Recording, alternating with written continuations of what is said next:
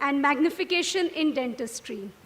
A speaker and a key opinion leader for Colton and 3M keeps her inspired to train and teach younger dentists for the best dental practice. Dr. Jaggi ma'am, we are very glad that you're able to spend the morning with us and are keenly looking forward to your expert views and insights on anterior aesthetics. May I please request you to come on the stage to address the audience. Dr. Ruchika, can you please escort Dr. Jaggi ma'am here?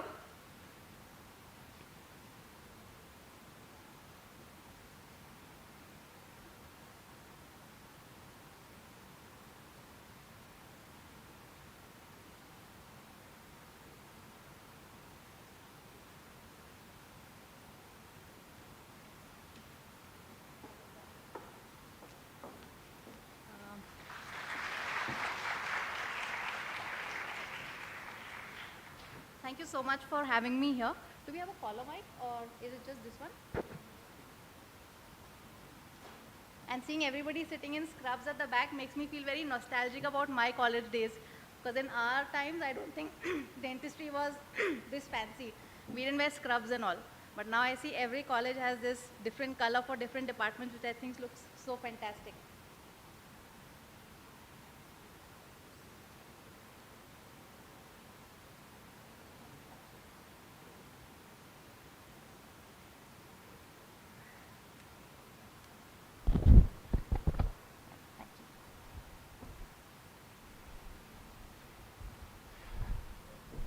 So thank you for having me here this morning.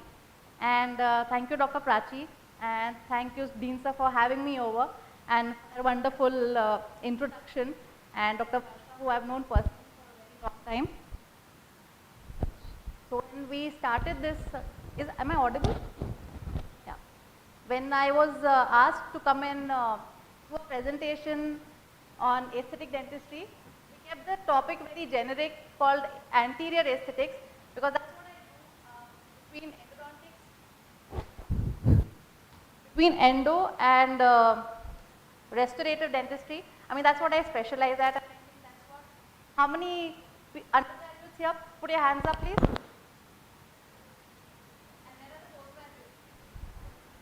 Okay, all endo? Okay. So I'm hoping this lot of people is my favorite lot of people, because when you all are just fresh into, I see a lot of younger people who are very disillusioned with dentistry also. So I try and make it interesting for younger dentists, that they are not disillusioned with dentistry. They say dentistry has no money, dentistry has no future. I don't believe any of that. I'm a first generation dentist, which means that nobody in my family had anything to do with medicine or dentistry. I started in a single chair and I worked my way up, and I've worked my way up. I have not enjoyed every day of my life, whether it's been a struggle or whether it's been an achievement. So taking that into consideration, I see a lot of women dentists here, and I see a few guys. Like always, the proportion is always a very warped proportion. So I'm hoping that all of you are here can take back something from what I do, and I'm not keep my presentation very basic. I'm going to introduce you to a lot of things that I do in my practice, the kind of dentistry I do, which I think you can believe it can be done, and then it opens up your mind and you start thinking more and more, and you decide which way you want to apply. So with that, I'm going to start my presentation. Can we have these lights off, please?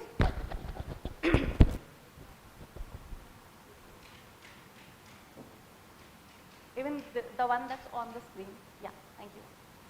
So I've kept simple, calling it anterior aesthetics for everyday dentistry. Some of this stuff you can go back to your departments today and actually start doing it, and some of it you will be able to and this kind of stuff. So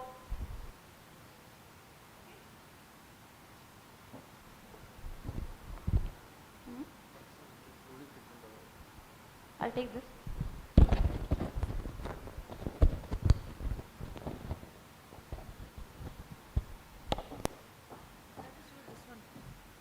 Just put this on. I'll use this one then.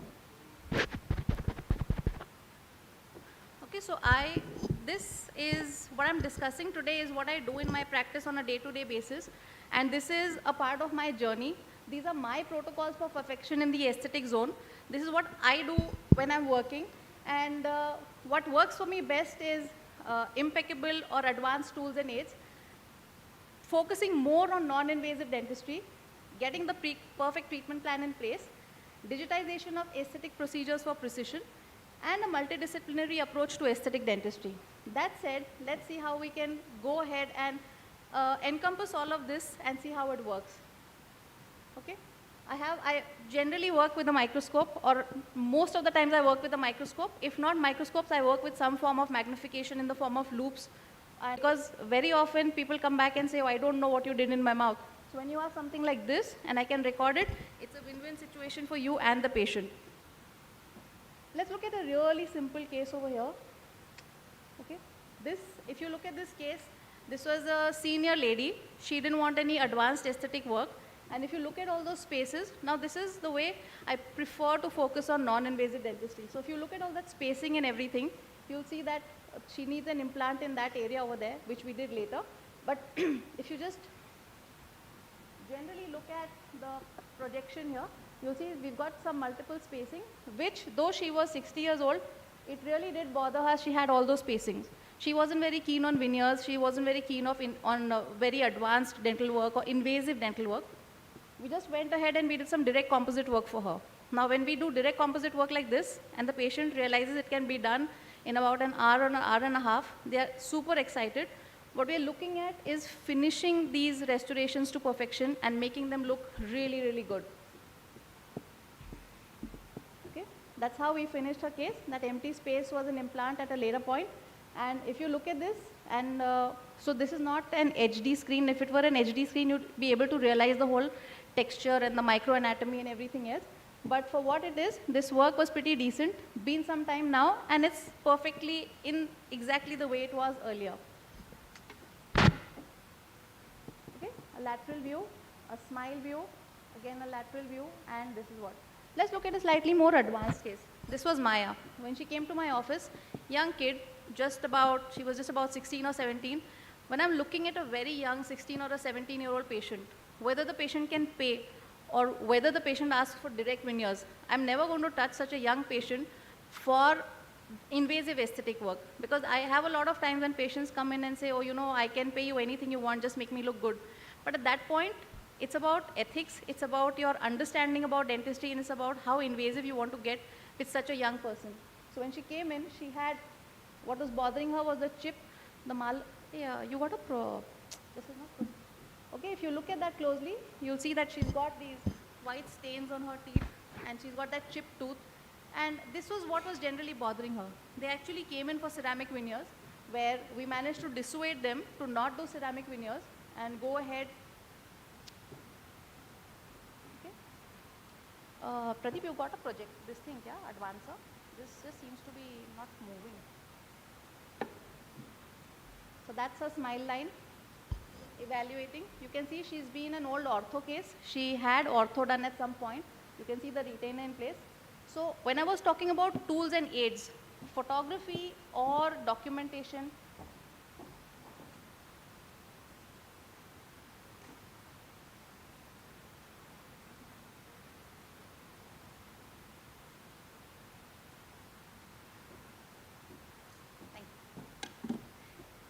so an old ortho case, just worried about her aesthetics, and this is what. So when I talked about tools and aids that aid to perfection in my work, what I'm talking about is a lot of documentation.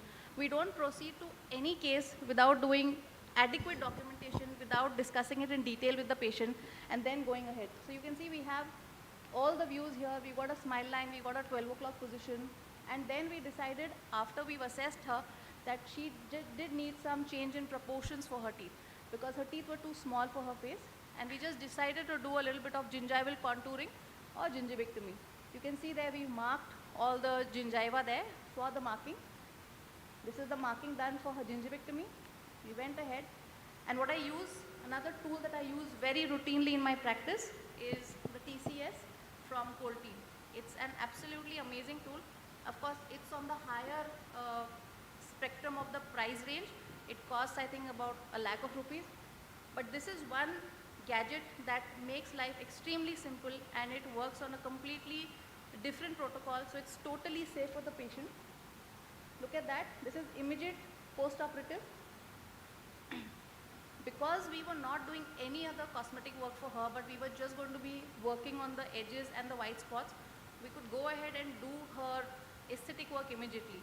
Normally, if I'm doing a gingivectomy, I will wait for at least 6 weeks before I do the actual aesthetic work. So here we went ahead, cleaned everything out, contoured her teeth, and there you can see this is immediate post-operative.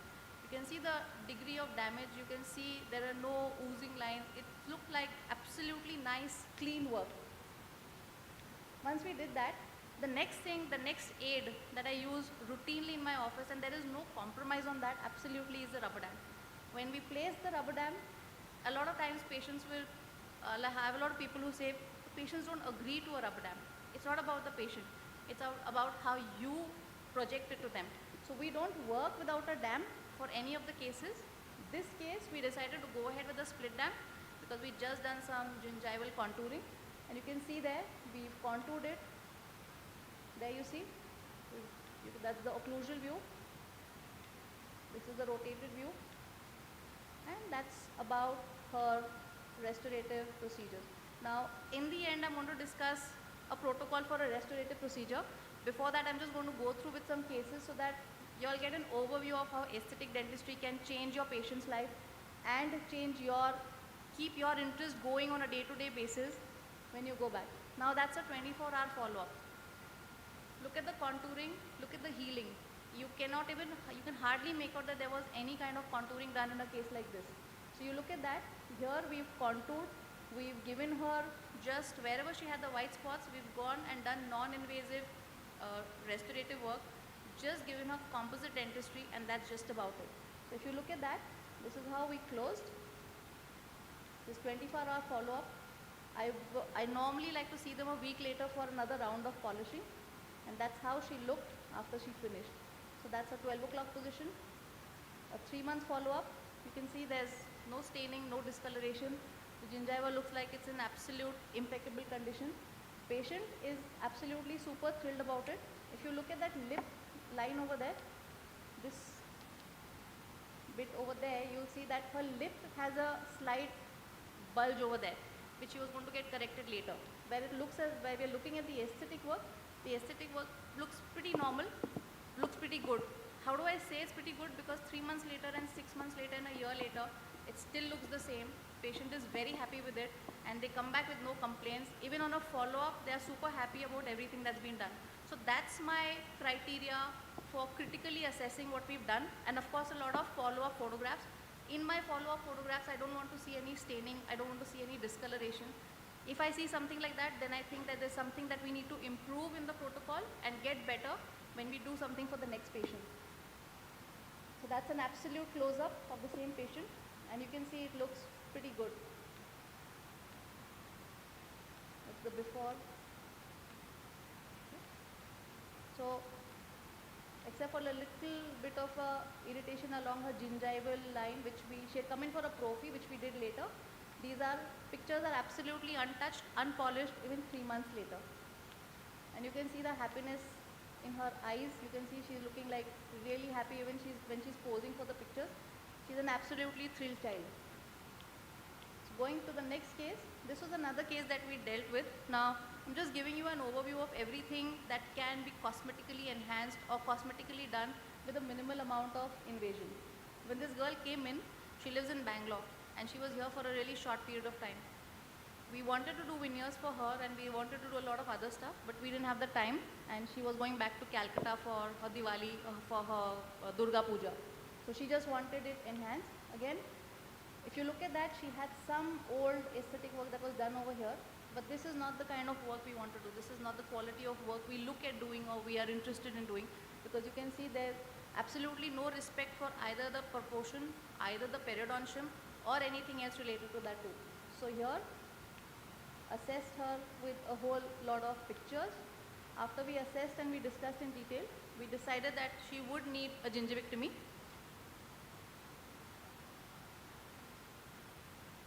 And that again, you can see I got a periodontal probe in my hand, I'm actually marking the areas after assessing the depth. We are only contouring, there's no osseous recontouring here, we are only doing a gingival contouring. So here we have to be really, really careful about respecting the biologic width, not going in and not destroying it or not creating a bigger problem for the patient after we finish our dental work. So after very close assessment and after very close markings and measurements, we decide to do a gingivectomy for her. Okay, so that's just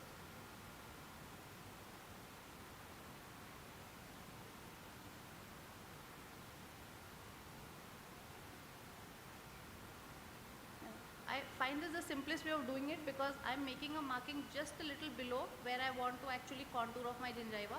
So I'm not actually damaging the gingiva with my pointed instrument. And this works really well because now I have a clear guideline or an assessment as to how I want to contour. In a single stroke, I can go ahead and contour all her soft tissue.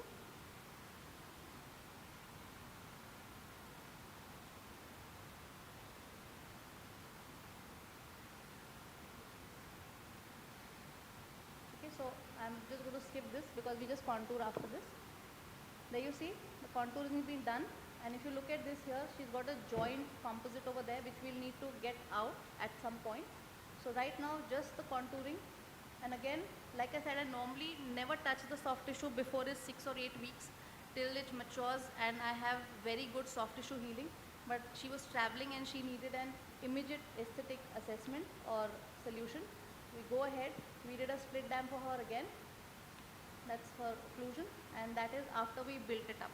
Now we kept it slightly off the soft tissue because she's going to come back in 3 months, and at that point if I need to do any other modifications, I'll do it, and she will proceed to do ceramic veneers. This was just an interim procedure that I did for her so that she could go home and she could look good. When she comes back, we're going to be converting these to ceramic veneers. So I've achieved 2 or 3 things here. One, I've gone ahead and I have contoured my soft tissue. So in the next 6 months, the next 3 months, the soft tissue will heal. Second, I've given her a cosmetic appearance where she is going to be living with these teeth. If she wants a change in the alignment, in the design, in the shape, whatever, I can always incorporate that into her ceramic veneer. So this is actually acting like a template for her. When she comes back, if there is a change, we do that. If not, we just prep through these veneers, the composite veneers, and we go ahead and we do the ceramic veneers for her. So that's her smile line. And you can see that's her, because her lateral incisors also need ceramic veneers, but right now her only problem was the centrals, which is what we did for her. You can see that makes a huge difference to her. Now this is all about direct composite work. There are times we need to do a correction with indirect veneers. And look at this patient here. When she came in at this point, she already had Invisalign done for her. But even after Invisalign, she was extremely unhappy because the Invisalign only sorted out her alignment.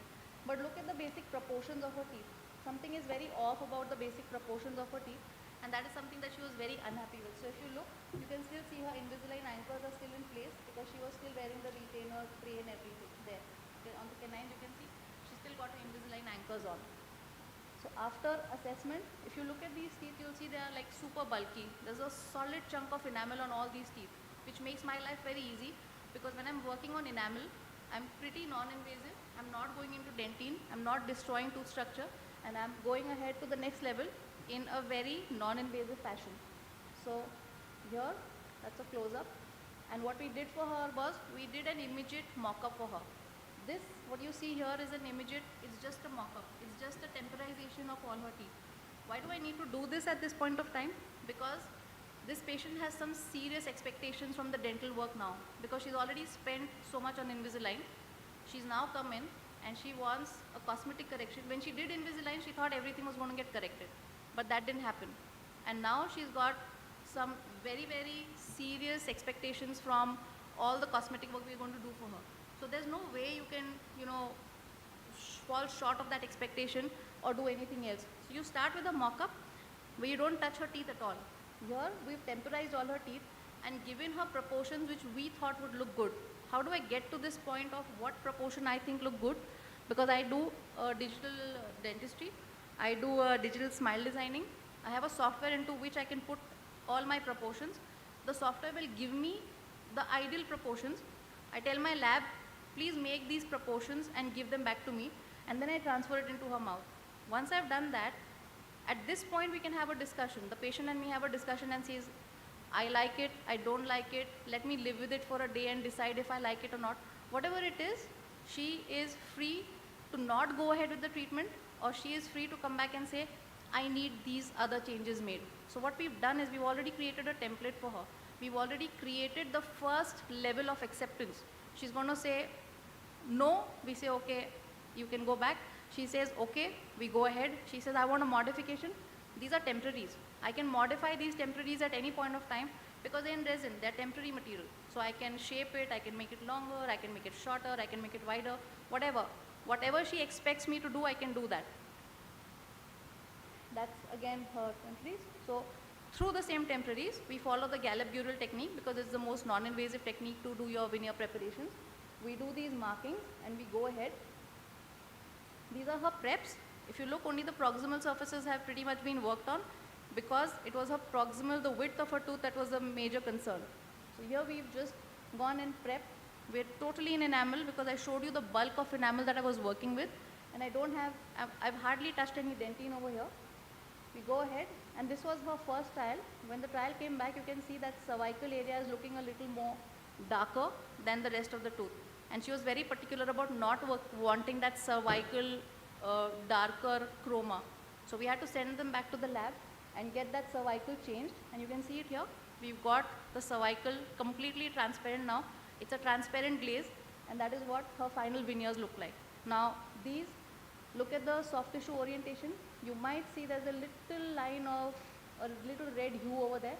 The only reason that is there is because she was still wearing her retainers while we were working on these teeth, because I didn't want her to take her retainers off. That's the only reason where the retainer was irritating. She had that little gingival irritation. Otherwise, please work with absolutely impeccable gingival health because you don't want any bleeding and oozing or any other problem when you start your bonding and you finish your bonding. So that's her final work. If you look at those canines, they are a little darker, but she didn't want to do those in ceramic. I wasn't too keen either because I would need to take away a lot of the lot of tooth structure. So we just decided to do veneering in composite. We decided to just polish those canines a little bit, take a little bit of the bulk off and do them in composite, which was fine, and she was okay with that because, like I said, she had a X amount of budget that she wanted to spend on. So if you look at that, she's got her veneers in place. Sometimes I see really young children, and this kid was, I think, about 8, 9 or something when she fell, and she had this fracture. Fortunately, they found the piece of tooth that she still had, and we just reattached it because I didn't want to do endo for her because her apex had not closed. I didn't want to do anything else for her. She just had a small, tiny little hue that I could see the soft or the pulpal tissue through. So taking a chance, we worked on regenerative endodontics. We sealed everything and we just bonded that piece back. When she came in 6 months later, you can see that bonding and everything is looking perfect. She's good. At a later point, if she wants to go in for ortho, we will propose ortho to her. But right now she's young. She's still got some deciduous teeth. And this is how we fixed, because if it's not needed, don't do it, I think is the motto of our restorative and endo on this Cons and Endo day to day. So that's her 6 months follow-up. Going on to interdisciplinary non-invasive approach for direct composite veneers. Look at this case here. Now if you look at this girl, she came in, she had this huge diastema, and her only requirement was that she needed that space closed. She didn't say how she wanted it done, she only said she wanted to look good.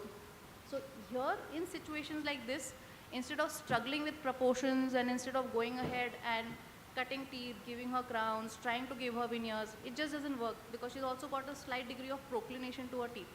The simplest thing in this case was to have an interdisciplinary approach. I work with my orthodontist. We decided that we were going to give her, sometimes the patient comes in with a thing where they cannot spend too much money. Even if they can't spend too much money, it does not stop me from doing ortho for my patients. Here we didn't have a fancy ortho option for her. We just had transparent trays which were lab made by our local lab, which we activated, and all she needed to do was wear these for about 3 months diligently for 22 hours a day. Once she did that, 3 months later, her proclination was taken care of, the spacing closed to a very large extent, and then we could just go ahead and give her those proportions, which she's extremely happy with. So if you look at this, she was all smiles. Did I want to do any invasive work? I'm not very keen to do, I am not the person who will want to do ceramic. I do a lot of ceramic work in my office, but not every case. If the patient can't afford it, I still have an option for them. I still go ahead and do some really good composite work which will stay for a long, long time. The only clause to doing something like this, the patient has to agree for bonded retention or retainers once the work is done. Because if you're not going to do that, then the teeth will want to go back to their original position and the space is going to open up. So here we did the first stage 2 or 3 months, 3 months of ortho, getting everything in order, getting the assessment done, getting all her proportions in order.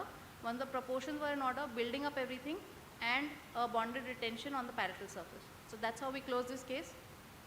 Does she have a problem with it? No. How old is this case? About 6 months. Has she come in for follow-up? We have follow-ups for everything without no staining, no discoloration. So I think your technique is of paramount importance when you're doing, sometimes it's more difficult to do direct composite work than it is to do veneers. Because once you do veneers and you cut the tooth and you put a veneer on, it's done. But when you're doing something like this, it's a lot of artwork, it's a lot of intense contouring, shaping, polishing, and it's heavy duty work. So when you do something like this, you should feel really proud of yourself, because if it stays stable without any discoloration or breakage or debonding for many, many years, then you've achieved your objective of being an ace restorative dentist. This is a case which we handled in an interdisciplinary approach with ortho again, but this we did with ceramic veneers because she was 22, she was getting married and she was leaving the city. I normally prefer to do composite work for patients who I can follow up routinely in case there's an issue or there's a problem or anything else.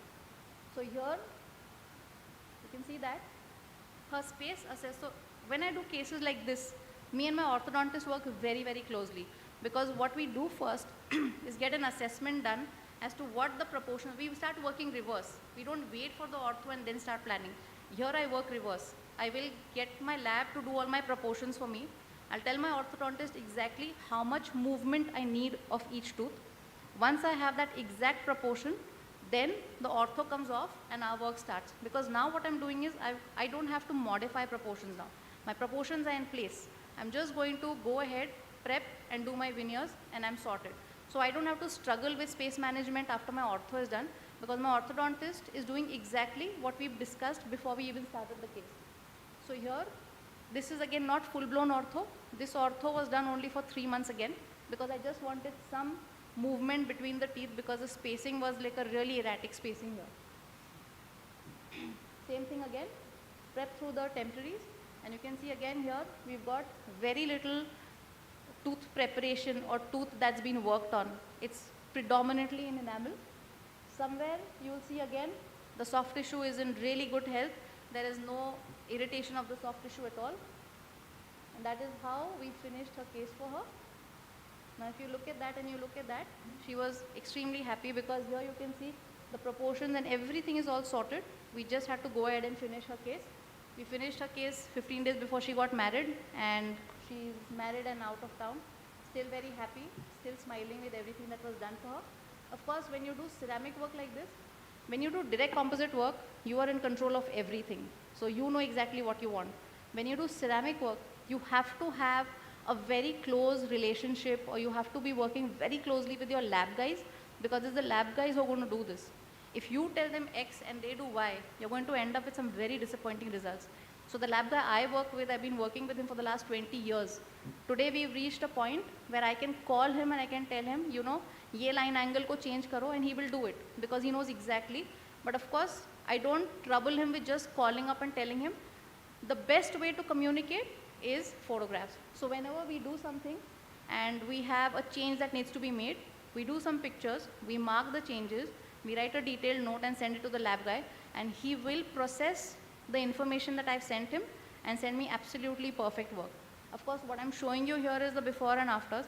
There's a whole lot of other processes that go on in the background when we are doing the trials, when we're doing the bake trials. Sometimes there are times we are doing like 2 or 3 bisque trials because we want the fit, the shape, the alignment, everything to be absolutely excellent. So this is how we finished for this girl. Now, digitization for precision.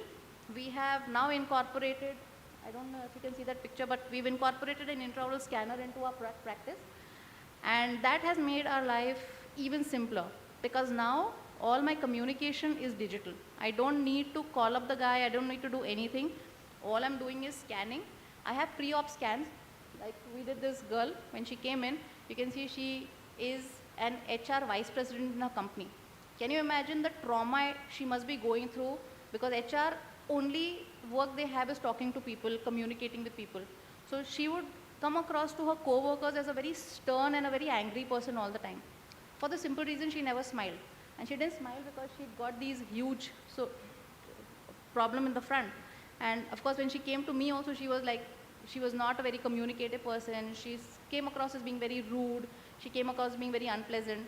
Along the way, as we communicated and we got a relationship going, it was at that point I realized that her father was a doctor, her mother was a doctor.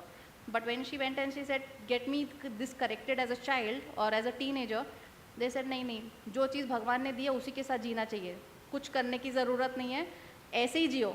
And she said, it's taken me from then to here so many years to make up, get my confidence together and come and have this done.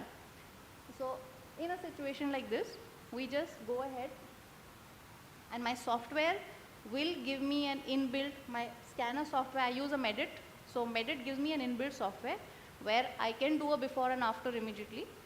After I do a before and an after with all the pictures, so it also gives me all the proportions, it tells me what the size should be, what the dimension should be. I can do that with Medit, I can do that with my DSD. I practically have tried every smile design software that is there in the market to see what works really well. So Medit and DSD work for me really well. The advantage being that what I do then, this is a preoperative scan. So when I'm doing a preoperative scan, this preoperative scan has all the pre-op info. I send this to my lab. What does my lab do? My lab just transports it into ExoCAD. ExoCAD is a designing software. They transport it into ExoCAD.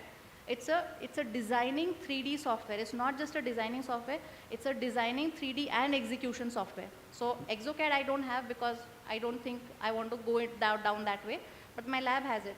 They convert everything into ExoCAD. They give me the right proportions based on what I've already done. They send all that information to a printer. The printer prints out a model which now has all the proper proportions and send that back to me. And with the printer model that I have, I'm just going to do a mock-up for my patient. Becomes really simple. Once I've done the mock-up, then we start that process of do you like it, do you not like it, do you want to change, do you not want to change, and everything else. So here, if you look at these were, after we finished all the discussion, these were her prep teeth. And the two centrals were endodontically treated, but the laterals were not endodontically treated. If you look at the laterals, you can still see that the laterals are rotated. But I've not given her full crowns. We've not touched the rotation. We've taken that rotation to our advantage because when the tooth is rotated, the lower part of the tooth needs no prep at all because it's already rotated. The top part of the tooth, we've prepped a little bit and we've gone ahead, and she had a really deep inclined plane for her occlusion, which is why we didn't want to touch her bite at all. So we just did an occlusal buccal preparation for her, and that's the printed model that came in from the lab. If you see between my scan that I did and the printed model, they're absolutely matching to perfection of precision. I may not be able to get the same kind of precision when I'm doing an impression. My lab may not be able to give me, of course, they've been doing it for so many years, but this is like the next level of precision. I'm not saying it doesn't happen, but we are evolving. We are going to the next level of precision. So if you look at this image here, if at that point I thought that I had not recorded my margin somewhere, I can just erase that little bit of area and rescan it.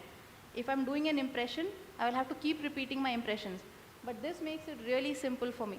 If I think some area has not been recorded or doesn't look okay or is bleeding or is oozing or the retraction needs to be better, we just correct that little bit, erase that little bit on the scanner in a second and redo the scan only in that area and you're done. So here are the printed models, final, and you can see those are the trial veneers on the model.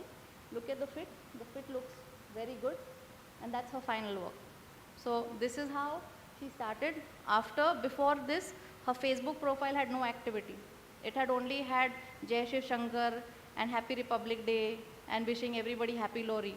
After we did this work for her, all her Facebook profiles and posts have only been about her smiling and smiling broadly and widely and feeling happy. So you know that you've done something that makes your patient happy, which I think is a great zone to be in if you can give them what they want and they're happy about it. So that is what we finished. Here, for somebody who will observe very closely, you might think that this is slightly longer, but she wanted it that way. So like I said, it's about a patient perception. I can't force them to do something they don't want. And that's something I can correct very easily in a second. When she comes back, I can just adjust that 0.5 millimeters in office also. So she says, no, I like it like this, aise hi chhod do. So we just left it. This is another guy. He is also a patient who first he had Invisalign. So his Invisalign happened in our office. We did Invisalign for him. You can see he's got a lot of areas where his teeth need some major maintenance. A lot of class 5s, a lot of wears. All that happened because of a bad occlusion. He had like a bad bite. So we corrected everything. Again, same thing. It's just a good idea to scan and send it to the lab. The scanning, when I send it to the lab, it takes me a second to share it with my lab. My lab guy doesn't need to come to my office. He's not coming and collecting stuff. I send it to them, they download it, they print it, and they start the work. So that's his printed model. Those are his veneers on the model, and that's his BISC trial. In the BISC trial, we realized that this lip was slightly higher and the length need to be corrected, which we did for him, and that's his before and after. This is, again, when I'm working with digital dentistry or when I'm working with digitization, when I'm working with intraoral scanners, my full mouth rehabs also become extremely simple. This is a case for a full mouth rehab. You can see a completely worn out dentition.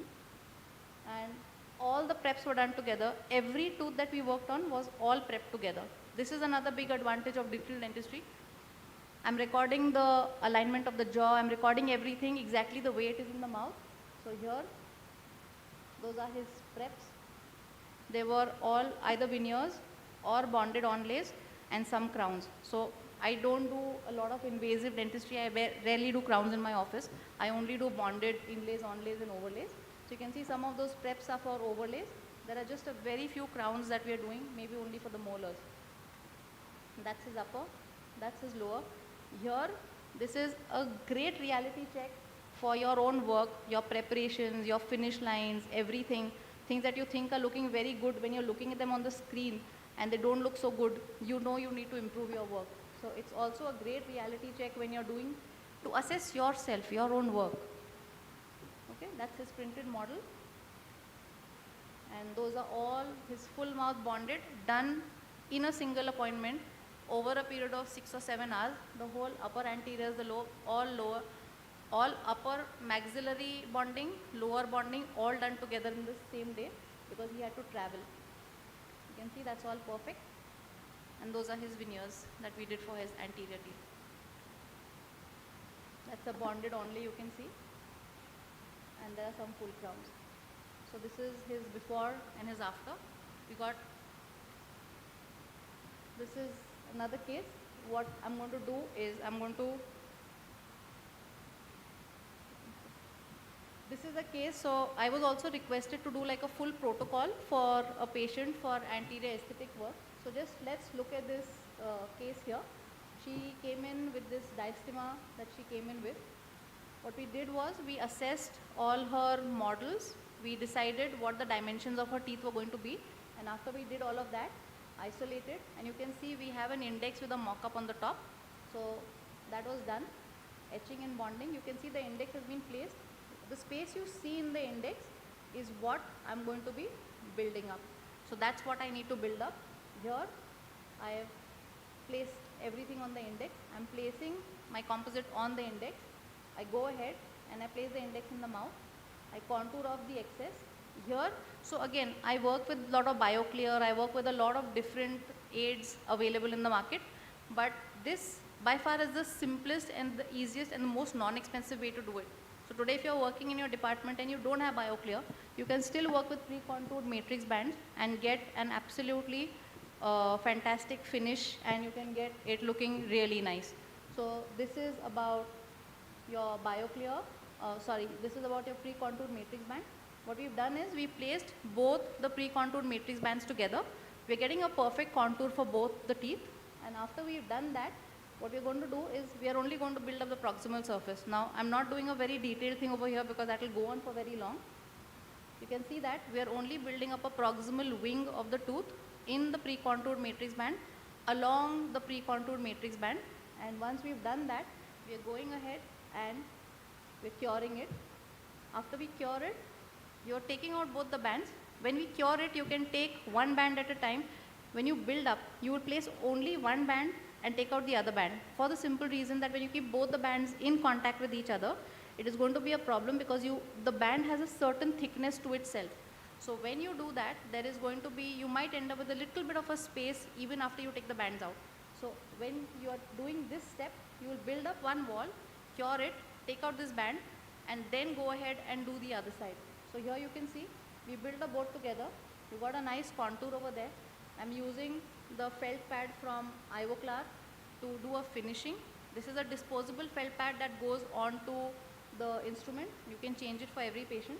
You got some silicone brushes that we are using to contour off the whole restoration. Go with your discs. The sequence of polishing is, you got 5 steps of polishing. The first step is a gross contouring and polishing. Now when you're doing a gross contouring and polishing, the gross contouring and polishing is with your diamonds, is with your burrs or your air rotor. Once you've done that, you go on to the intermediate contouring and polishing. Your intermediate contouring and polishing is generally done with your discs. Your discs are in the sequence of coarse, medium, fine and superfine. So the coarse is the most abrasive of the lot. The medium has medium abrasiveness. Fine and superfine are more towards your finer polishing. And then you have your spiral, Soflex spirals which you can use. So for this, I've used 3M. You can use whatever you want to use, but when you are using something with a different degree of abrasiveness, please make sure that you see the sequence and the color coding of your abrasives. Like GC has a different color coding, Coltine has a different color coding. Whatever is the color coding, go from the most abrasive to the least abrasive. So when you do that, what you're doing is you're gradually making your composite finer and finer. Your finishing basically is getting finer and finer. So your coarse discs are going to do like a gross contouring for you, give you the basic shape, give you the basic alignment, give you whatever you need to take away. It's going to cut really fast. When you come to your medium, the medium is less abrasive, so you're going to have a finer kind of a finish when you do that. Come to your fine and your super fine. That will already start to give you like a shiny kind of a surface on your tooth. Once you've done that, then you can go on to going ahead and using your rubber polishers. Your rubber polishers also have a different degree of abrasiveness. The rubber polishers also go from coarse, medium, fine to super fine. So here we've used the rubber polishers from Kenda. These are some of the finest rubber polishers in the market. They're also the least expensive of the rubber polishers available in the market. So very easy to put it into your armamentarium. After you're done with that, you start, and you got different shapes obviously. So finish doing all your shapes, finish doing everything that you need to do. And then you go ahead and you're going to be using your polishing paste. The polishing paste also comes in different abrasives strengths. So you can have a 1 mu micron, you can have a 5.5 mu micron. The polishing paste that you get, some of the finest polishing pastes you get from Ultradent, but I don't know if Ultradent is not that easily available here. So the next best would be from Pulpdent. You get something called Sparkle from Pulpdent, which is also absolutely essential. So all these steps, starting from your discs to your rubber polishers to your polishing paste, polishing it with a buff, are absolutely essential. The next most essential thing, or the first most essential thing, is doing everything under a rubber dam isolation. When you're doing something like this, you are completely only working on the area of interest. There is going to be absolutely no contamination, And in a situation like this, your bonding is going to be absolutely perfect. So here you're looking at a finished product. Once the dam is off, I normally call the patient in once after 24 hours and once after another week, just to assess if there's anything that I missed out, because sometimes when you're veneering 6 teeth together, you do tend to get tired at the end of the procedure. For that, now we started the injection molding technique, where we have a situation like this, where I have a situation like this. What I do is I get a transparent mold made from my lab with the final finished product, and I don't have I don't have a presentation in this slide, but I can show it to you later. Just put it in, make a hole into my transparent index, and just inject flow into the tooth. So what happens is I have an absolutely fantastic finished product, and I don't have to spend all this time doing everything. But like I said, that involves a lab step, that involves additional cost. Sometimes it's not about the cost of the lab step, but it's about the patient not being available for more than 24 hours. So I have a lot of patients who are traveling, they want work done in a couple of hours. In that situation, this is a good way to do it. There you see her before and her after. You can see that. And this is, I think that's an immediate follow-up, and this patient comes in regularly. We have done a 24-hour assessment also. We do a 24-hour photography for her. We do a 3-month photography, and then whenever they come in for a routine check or for a final polishing or a finishing or something, we always go ahead and we do pictures for everything. The reason being that it's very easy for us to figure out if the work is good, one, and if the work is not good, where me and my team need to improve is also very easy to figure out, so that we just make those changes and get our work done better and better with each passing day. Yeah.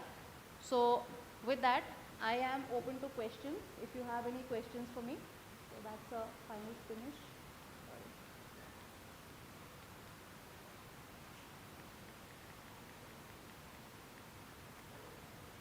Okay, that's if we keep putting up new cases and stuff on my Instagram profile or my Facebook profile. We also discuss a lot of cases. So if there's a case that you're looking at that sounds interesting, or if you want a case that you want to discuss, please feel free to do that. That's the institute where I teach. We do everything over there which I enjoy doing. Please feel free to connect or write to me if you want to just discuss a case. And I also have a study club which you can just send me a message on that number and we'll add you to the study club. Though I have to admit I've been very lazy or inactive on the study club because of personal reasons and because of being super busy. But please feel free to send me a text and I'll add you to the study club. I also have a biomimetic club, which is a closed group where we just discuss different things and different cases. So yeah, I'm very available. I may or may not respond back immediately, but I will, because like I said, this lot of people is my favorite lot of people, because you all are young, you all are excited, your knowledge is fresh, and the world is advancing at such a fantastic rate where dentistry is concerned. So for all of that, it's just about that one spark where you see something and I say, oh, this looks good, I have to do this when I go back to my practice or when I go back to my clinic, and I want to see how it works. So when you have that thing, and if I can get you to start getting excited about dentistry, I think half of my problem is solved. And if I can get you to do precision-based dentistry, then I think we have a whole lot of fantastic new dentists who are just stepping out into the world and taking dentistry in India to a completely new level. So with that, I think I'm done. If there are some questions, I'm open to taking that, or Dr. Shetty will take the stage now. Thank you so much.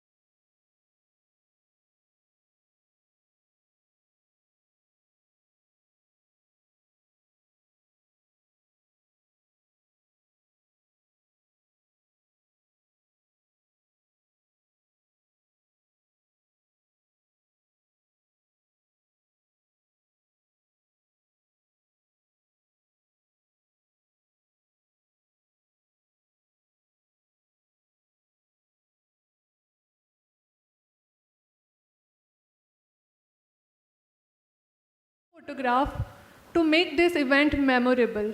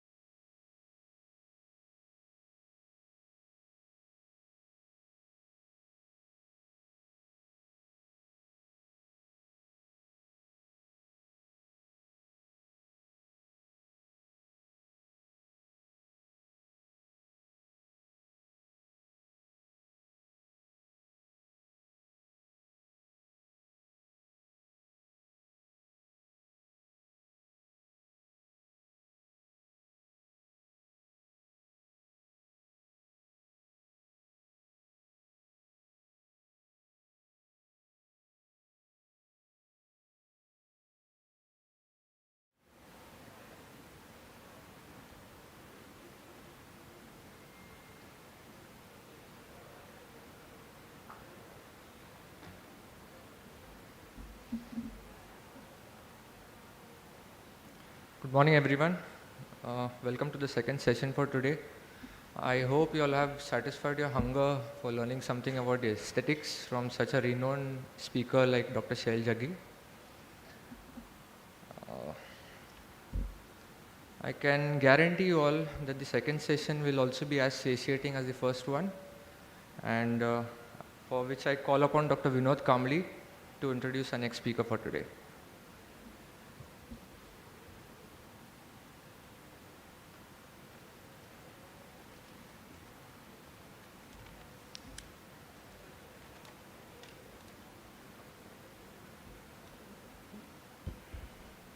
Good morning, one and all. The second lecture for the day is on smile designing. I take a privilege to introduce our second guest speaker for the day is Dr. Pradeep Shetty, sir. He is well-known personality in endodontic fraternity by his excellent skill in aesthetic and restorative dentistry. Sir has pursued his BDS degree from KVG Dental College, Shulya from Rajiv Gandhi Health University, Bangalore. Sir has pursued his master degree from PATIL Dental College, Pimpri, Pune. Sir has completed his PhD degree from PATIL Dental College and Hospital, Pimpri. He has more than 18 years of clinical and academic experience. Sir is a founder and mentor for Center for Advanced Dentistry, Pune. He is proprietor and chief for Impression Dental Care, Pune. He is a key opinion leader for Dentsply Sirona India and Oricam India. He is former key opinion leader for VDW Germany. Sir is research speaker for Dentsply India, Micromega France, Kevocare Group and Sunpharma. He conducts various hands-on courses in endodontic and aesthetic dentistry in association with various international companies, and he has trained more than 500 participants in last 8 years. Sir, it is an honor to have you as a guest speaker for the day. I request Dr. Abhijit to escort sir on the dais.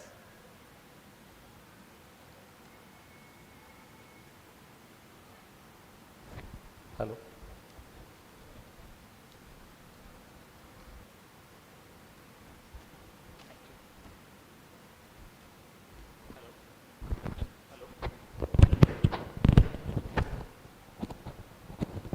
Yeah, one light, let it be on, that I would like to see you are. as a teacher, I don't like to see completely dark. I don't know whether you're sleeping or whether you're blinking. Okay? Yeah.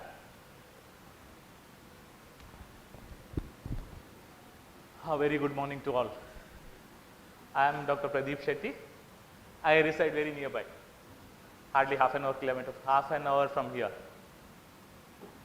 First of all, I would like to thank Dean sir for inviting me. He is so kind enough to tell me that I want you to be here.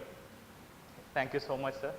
And I would like to thank Dr. Kiran ma'am also for taking all the efforts and coordinating things and doing all the things. Thank you, ma'am. Today is, again, we are celebrating as a Cons and Endo Day. You all know that now many of you are in interns and some of you are in third year or final year or some are postgraduates, and I can see many of my old students from PATIL and my colleagues, friends sitting here, and I'm very nice to see you all. Some people I'm seeing since maybe after 10 years. They're all faculty over here. Nice to see you all here. Thank you so much. Today, as I said, we're celebrating Cons and Endo Day. We all know that in our private practice, bread and butter of dentistry is most of the time conservative dentistry and endodontics. If a 10 patient comes to your clinic, 7 is of this department. So, as this thing, I'm a proud conservative dentist and endodontist. Okay, I'm very happy that I'm saving many teeth and I'm designing so many smiles.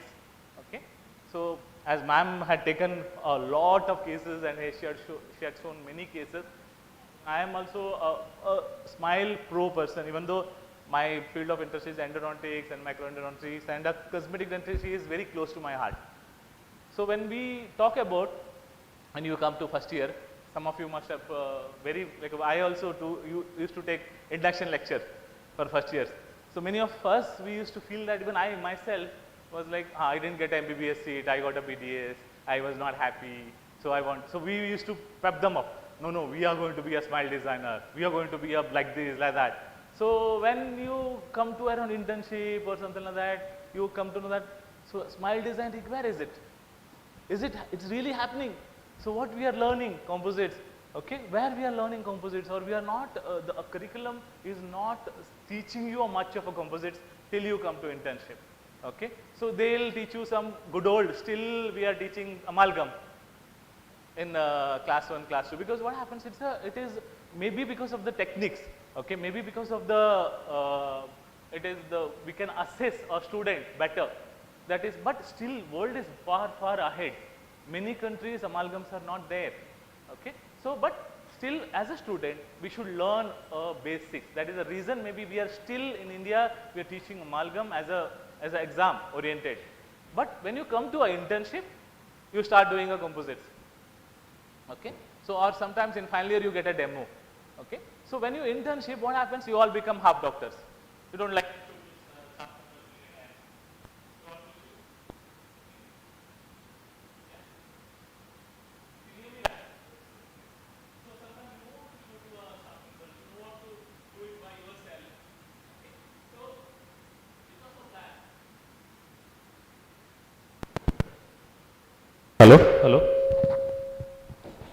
Hello. Because of that, sometimes you learn wrong things, okay. You don't learn the proper way of doing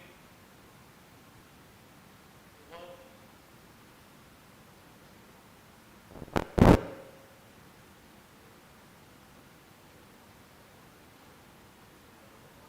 Check. Hello. Sometimes what happens? You don't do proper, you don't learn proper way of doing it. So you may see some YouTube videos, or you may follow somebody in some groups or something like that. But learning a proper way is very important for a better practice and better dentistry maybe.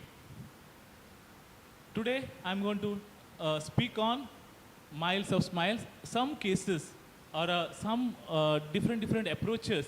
Like, I'm not going to touch very in detail what ma'am had spoken. So some aspects which is unfolded in my clinics, the stories which unfolded in my clinic. Okay, that way I will try to teach you some techniques, try to teach you some my own clinical experience. Okay. So the smile, okay, whatever when we say the definition, the Peter Dawson is one of a great author who had written a textbooks, and he said that aesthetic makeover is not just making a tooth or a beautiful smile. It has to be in function or harmony with the teeth, tissues, muscles, skeletal structures, and joint. So what happens if you have a beautiful smile, but if you're not able to eat properly? Is it going to work? Okay, smile is not just it's like just to show the world. It has to have a good function as well. Okay, so when you have a good tooth or a good teeth, it has to be in harmony. It has to be in harmony with your facial structures, and it should not cause you any disability later. Like sometimes what happens if you don't consider the occlusion, there will be a joint problems. Okay, so whenever you do a good aesthetic, you consider all these things and then do a good smile makeover. Before we go into the cases, I'll just tell you there is a components. Okay, there is facial composition and a dental composition. So you all know that the smile is not only the teeth, it is also face. Okay, it is like if you must have seen some models or some fashion industry, the people who have a good face and a good tooth. Okay, that is when you consider a smile, you have to consider as a whole person. Okay, it is not just making a beautiful smile and giving. So that is the reason we, as a dentist, many a times we don't, in a routine practice, we don't change any facial composition as such. But whenever the patient who needs or demands, the patient who come to you with a demand of they are into a fashion industry or something, that time you have to consider about the facial composition as well.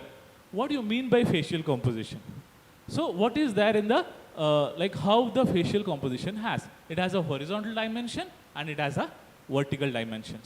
Okay? What do you mean by horizontal dimension and a vertical dimension? How you measure that? The horizontal dimension, each face is divided into 5 parts. So we can say one part is of width of one eye. From ear to ear, from this ear to that ear, so it should be a 5 parts. It should be the width of the face should be the width of 5 eyes. You can see in the picture clearly. So a good face should have this much width. Okay?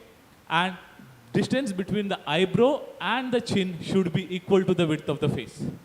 Okay? This is the proportion. This has to be the proper proportion when you are working. And there is, if you say about the horizontal, there has to be some vertical. Okay? The vertical dimension is like, the face is divided into 3 parts. Upper half, that is the base of a forehead to the eyebrow, from the eyebrow to the lower part of the nose, and lower part of the nose to the base of the chin. And again, lower part is divided into two parts, 1/3 and a 2/3. Okay? This is how the facial composition takes place. As I said, we don't do it in a routinely. Whenever patient demands, we do some orthognathic surgeries, sometimes plastic surgeries to correct this, and then we go ahead with the smile. So for us, as a routine practice, what is very important is dental composition. Okay? So we all know that dental composition is very important for a routine practice. For every case is what we do. What is the dental composition? First is midline. You must have done a teeth setting. So teeth setting time, you must have noticed that the midline has to be in coincide with the midline of the face. Otherwise, it doesn't look nice. Okay? That is the first thing. Incisor lens. Again, you did a teeth setting. What you have done a teeth setting was you must have done in a prosto lab. That central incisors are in the lower level, laterals are little up, canine is touching, and upper premolar is both the buccal cusp is touching. Like that you go. Same way, when you design a smile, the lens also matters, how visibility also matters. Tooth dimension, this is very important. See, tooth dimension wise, when you do a teeth or when you do a veneer or when you do any composite restorations, dimensions matters. You are, if a person who is having a lateral incisor very big, is that looks good? No, right? If a lateral incisor is very small, is that looking good? Or there is a space between, because what happened, there are so many, you must have seen, there are WhatsApp messages or Facebook messages where a small pinpoint structure also looks very visible. Okay, that one you must have seen, it's very viral circulating. Then sometimes the one finger is not there, it is not visible, but a small spot in the tooth, it's visible. So that is how the teeth are. It is very, very important. And the tooth dimension-wise, central incisor has to be dominant, isn't it? If the central incisor is not dominant, it doesn't look nice. And lateral incisor, there is a proportion. You know what is golden proportion? The central incisor is dominant, and a 60% of that is a lateral incisor. 60% of the lateral incisor will be the mesial aspect of the canine. Okay, mesial portion. When you see from the front, only the mesial portion of the canine is visible. So this is how the dimension should be. Okay, so you have to have a proper dimension and a zenith point. Because what happens, ma'am had shown many of cases of where she has altered the zenith point is very, very important. Teeth is not like smile is not like looking whiteness. It is the combination between the pink and the white. Okay, you must have seen Madhuri Dixit's smile is very beautiful. Isn't it? Why? Because when she smiles, you must have seen that slight amount of the gums or a marginal gingiva is visible. Okay? It is not just giving a beautiful veneer, or the combination is very important. The papilla, how much is looking important, and the zenith point. What is zenith point? The deepest portion in the sulcus. Okay? That is the zenith point where the central incisor should be almost in a same level, lateral will be little lower, and a canine will be little higher. So if it is like that, and it has to be a symmetrical.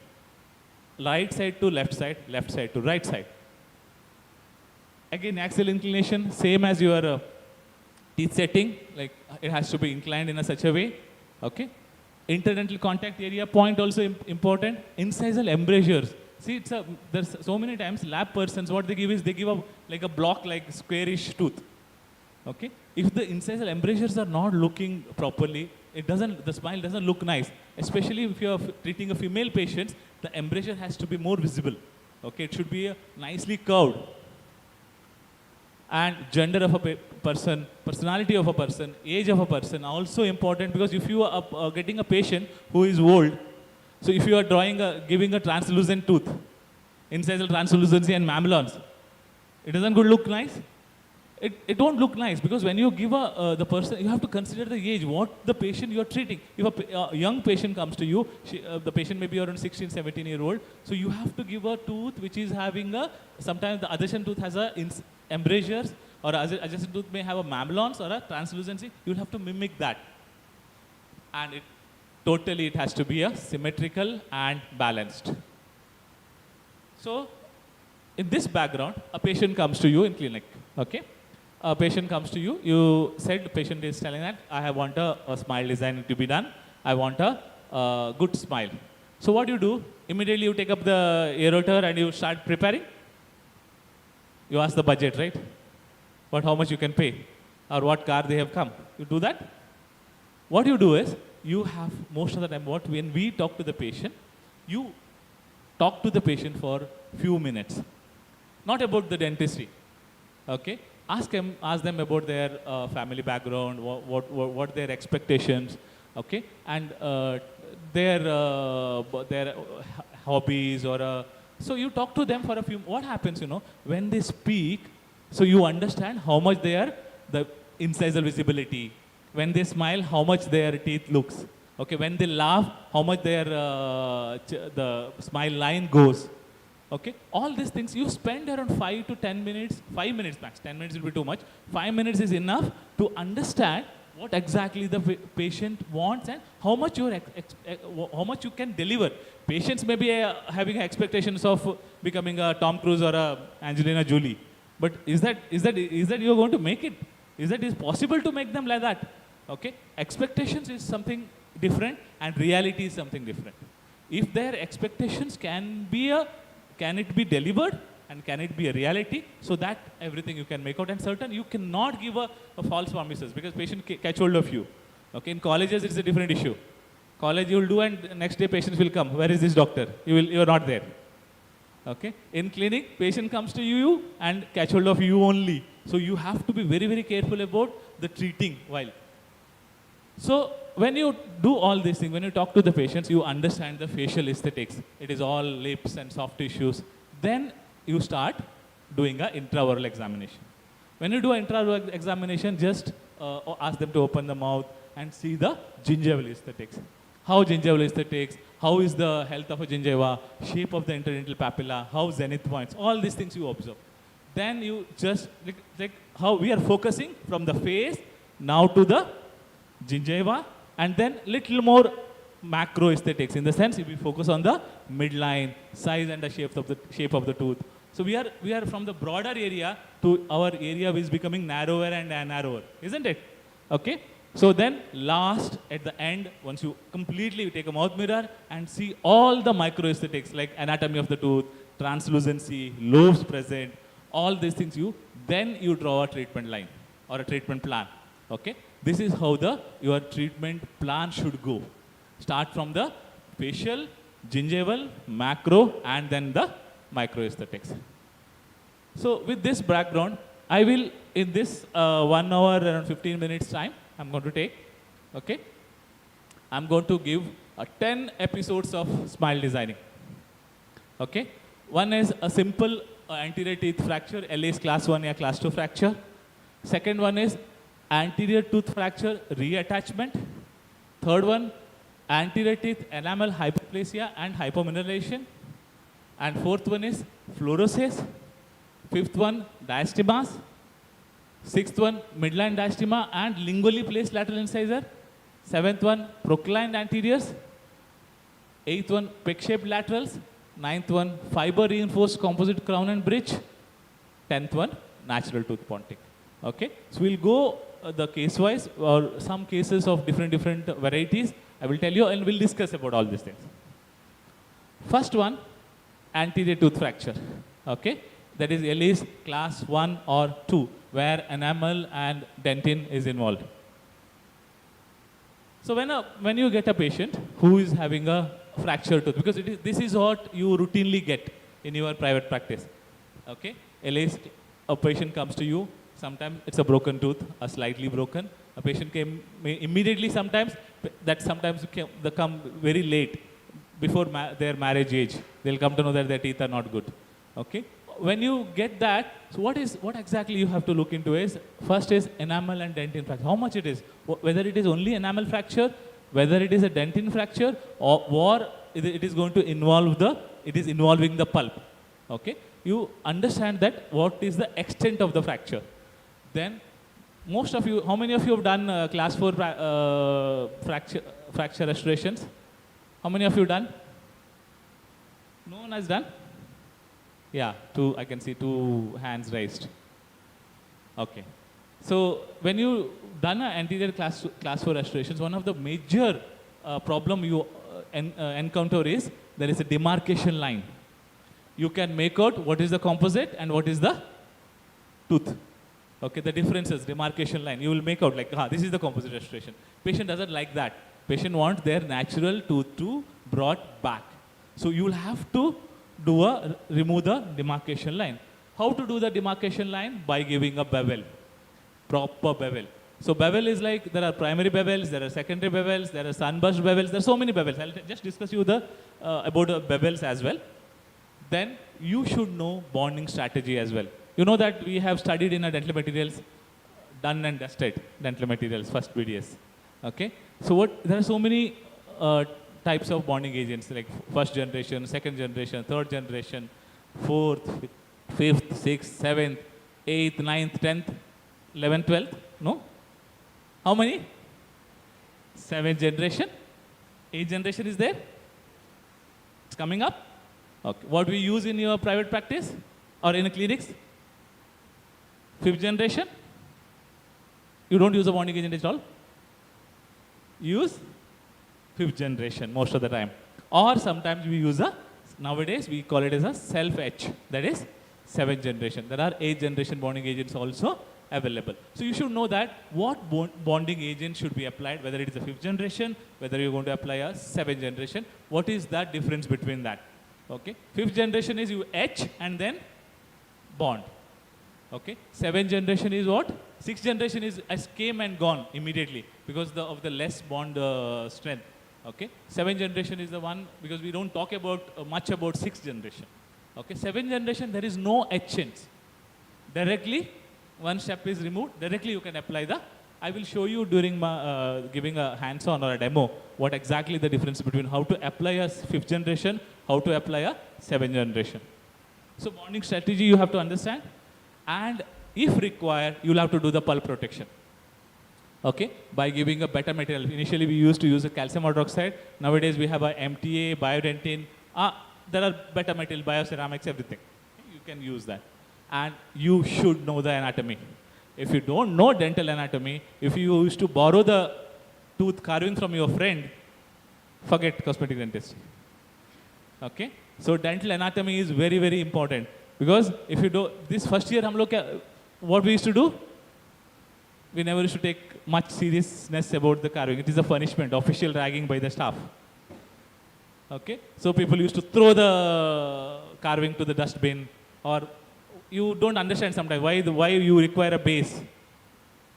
Okay? So that is, if you are doing a cosmetic dentistry, you should know the carving.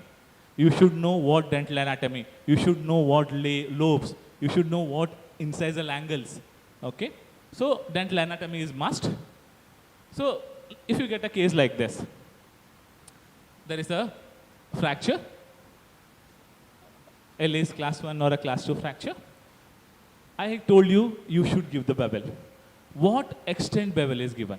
I told you that there will be a primary bevel and there will be a secondary bevel. So when you see here, okay, in this picture, see this picture, okay? Here, this area, okay, this blue line, you can see, that is the primary bevel. You just smoothen the roughness of the edges, okay? That is how the primary bevel gives. And a secondary bevel is from the primary bevel to the tooth surface. Again, there are two schools of thoughts here. What extent secondary bevel should be given? Whether it is to be given very small or whether it is to be extended up to the cervical level of the tooth or in half of the tooth. Some people say that it has to be ultra conservative dentists. They say that it will be going only little bit like this. Some people say that it has to go little more like a secondary. Some textbook or literature says that the tooth loss, how much ever the tooth loss is occurred, it has to be equal or more. If the tooth loss is only so much, then your secondary bevel will be that much. If it is the tooth loss is little bigger, your secondary bevel will be bigger. Okay? Because while giving a bevel, you can achieve two things. One is, as I said, you can nicely merge. Okay? Second is that you getting a more area for the bonding. More the bonding area, more the surface area, more will be the surface energy, better will be the bonding. You agree with me? Makes sense, right? Okay? It has to be little bigger so that there will be the bonding will be better. Otherwise, patient is going to go home and whistle and tooth will pop out. That is not going to happen, right? That should not be. It has to lie, because always this is all, patient should be given instructions, but still while talking and all, it should not, the fracture which you have just done, it should not pop out. Okay? The bevel helps you to have a proper, there is something called as a sunburst. Some people do in a secondary bevel, give a bevel, they give like a grooves, like a sunburst. Okay? But it is not very good method because you are going to do a lot of cutting. Tooth structure is lost. It is not so we are into a MICD, minimal invasive cosmetic dentistry. It is not a very minimally invasive. There are so many literature says that this bevel, that bevel, should be good, that should be good. The most of the people are agreeing that it should be at least have 2 mm bevel. Okay, it should have a 2 mm bevel. This is our case. You can see at least class 1, class 2 fracture again. Okay, it's broken teeth. Young patient. I do a digital modification with the DTS software, digital treatment simulation software, simulate and show the patient. But be careful, if you simulate like this and you have to deliver like this only. Other digitally it will be done nicely. When you actually do it, if it is not done like that, the patient will kill you. Okay? So it has to be done, it has to be shown, and it has to be done in that way. And this is the outcome. It's nicely matched and it merges nicely if you give a proper bevel. Another case, same thing. Again, is another case, same way. It is given, a bevel is given. Okay. This is also. We'll go to a next. That is episode 2. So you understood the first one, where patient don't have a broken fragment. Patient is lost. It is broken long back, or patient don't have or if at all, in your clinic, patient comes to you, doctor, now my tooth broke. I have a piece, broken piece. They'll come to you, like with the broken piece. It's a very panic, like, my tooth is broken. It is, what to do? They get a broken piece and come to you. So what do you do with that tooth? Throw it to dustbin. It's of no use. Forget it. I'll do it better. No. Best way to do is reattachment. This practice has been started in 1964. The reattachment has been started by Edelman. Okay. So they have started this practice long back. Okay. So when they started, it was like still we do it certain time. It is the best restorative choice, because what? You have to do some preparation. That is why it is the best one. It is a biological restoration. Because you are treating the patient's own tooth. You are correcting their own tooth. And it is ultra conservative. You're not going to do some crown cuttings or not going to do some veneers, and it looks very, very natural. Okay? So this is the major, and it acts as, some people believe that it acts as a protective factor. If at all in future some trauma occurs, the tooth is not going to break, the fragment is going to break. Okay? It acts as a protective factor. So when a patient comes to you with this, what you have to do? How you treat? There are textbooks say that we do certain preparation for the tooth and for the fragment, the broken fragment. We give a bevel sometimes, we give a superficial over contour, V-shaped notch, or internal grooves, or sometimes chamfer, or simple attachment without the preparation. This is all literature says. This is all the techniques. The case reports has been reported. The various case studies has been reported. This is the case. A patient come to broken incisor piece, which is available. Okay, the patient came. It was young. Naturally, she was very young. She was around 10, 12-year-old girl. And the pulp, as we all know that, whenever young pulp, there are more chances of healing. So young pulps always give a chance to heal, regenerate. Okay, this will be as a regenerative endodontics is gaining popularity. We should always give a chance the pulps to heal. Okay, so we thought of doing a reattachment.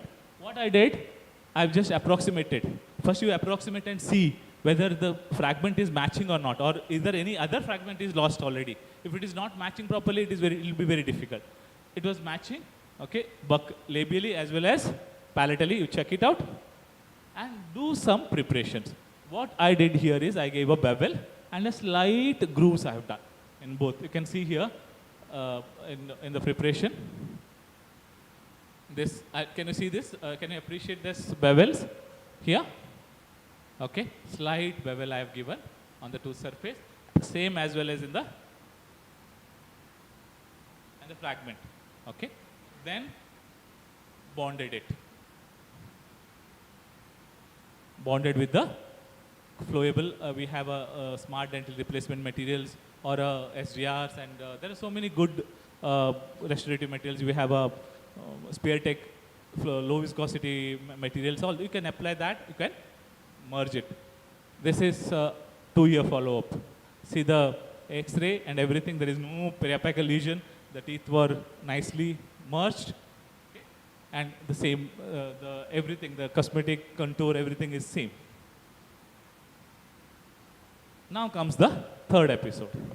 A patient come with the hypoplasia and hypomyelination. What do you mean by hypoplasia? What do you mean by hypomyelination? First, you have to understand that. Both, is that terminologies are same? Is that same? Are different? Okay. It is like you must have seen. There are so many the people who's from somewhere, some regions of Rajasthan or some regions of other areas. They have a typical teeth, like the yellowish or a brownish. And sometimes we also have all in region. There are some white patches are seen, okay, in teeth. So they are all called as, they comes into an entity of hypoplasia or a hypomyelination. So what it is that, it may be a genetic or it may be an environmental, okay. It may be involving only enamel or it may be involving the dentine. How to see the extent of the enamel or a dentine? How to check it out? There is a trans-illuminator. You heard of in a caries diagnosis. There is something called as trans-illuminator, where you diagnose the caries with using that. Nowadays, the recent light cure machines also has a trans-illuminator facility. So you can just check it out with the trans-illuminator so that you can see that what extent, how much depth it has gone. Okay? So you have what is the difference between hypomyelination and a hypoplasia? Listen to me carefully. Hypomyelination is a qualitative defect. Quality of the tooth is not proper. It is like the discolored enamel or a discolored tooth. It's a normal, everything is proper, but the quality is not good. Maybe white patch, maybe brown patch, maybe a yellowish patch. Whereas your hypoplasia is a quantitative, where the quantity of the enamel or a dentine itself is less. It's a quantity. So you can see a grooves, you can see a pits, okay, in a hypoplasia. And a treatment plan also changes according to these two. You cannot have a same treatment for both, or sometimes you can have, but the treatment variety changes. In a hypoplasia, okay, there is pitted enamel, but enamel is hard, reduced enamel of the enamel. But in a hypomyelination, there is a white opacities and a porous enamel, poor quality, and a bonding also sometimes affected. So what is the, as I said, treatment option changes. If it is a simple hypomyelination, where teeth is qualitative defect or a quality of the enamel or dentine is not good, then we go for a microabrasion, resin infiltration, vital bleaching, or sometimes composite restorations if it is required. But whereas your hypoplasia, where the quantity itself is less, so you have to go for a composite restorations because it's a quantity itself is less. We have to correct that. Or sometimes direct or indirect veneers, sometimes in a, you have to go for a crowns. So a case of, this is the different types of hypomyelination. Okay, minerals, it's a qualitative. Like so you can see some spots, white spots, or sometimes you can see a yellowish spots, or you can see a brownish spots. Okay, more. A patient comes to clinic, my clinic, it was like this. She was again complaining of hypo. Is it hypoplasia or a myelination? Are you sleepy? You had breakfast? You're hungry? You're hungry? Okay. So, what do you mean by hypoplasia and hypomyelination? I told you just now. What it is? Is it hypoplasia or hypomyelination? Hypomyelination. Thank God. I'm doing better. Isn't it?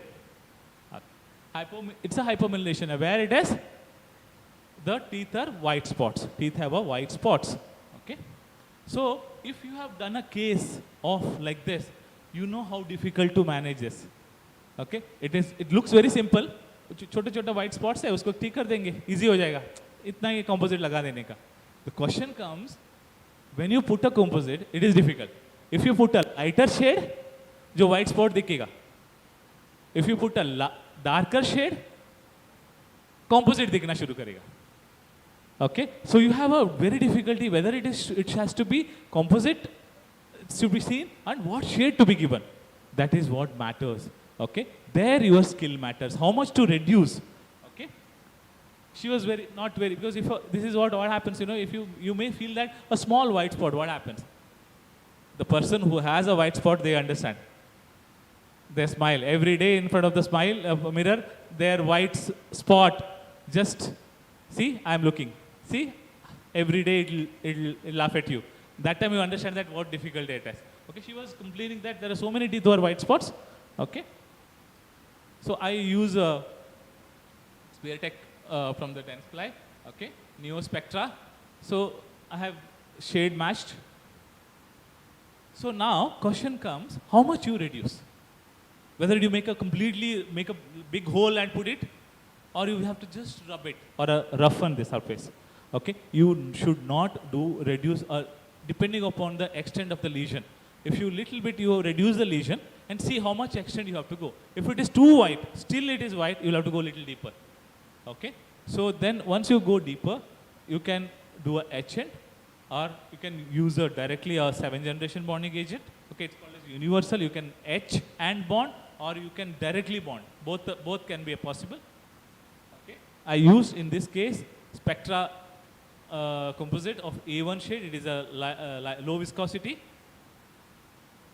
This is immediately after the treatment. Okay, before polishing. This is after polishing. Okay, so you can get it's entirely that white spots is gone. Okay, it is not all canine to canine. It's neatly clean and polished. Okay, and this is her smile. So this you can see all teeth looks perfect. Okay, so this is one method of treating a hypomineralization. Now comes fluorosis or a hypoplasia, where the teeth quantity, the enamel quantity is less. You get a patient like this. She was a dental graduate itself.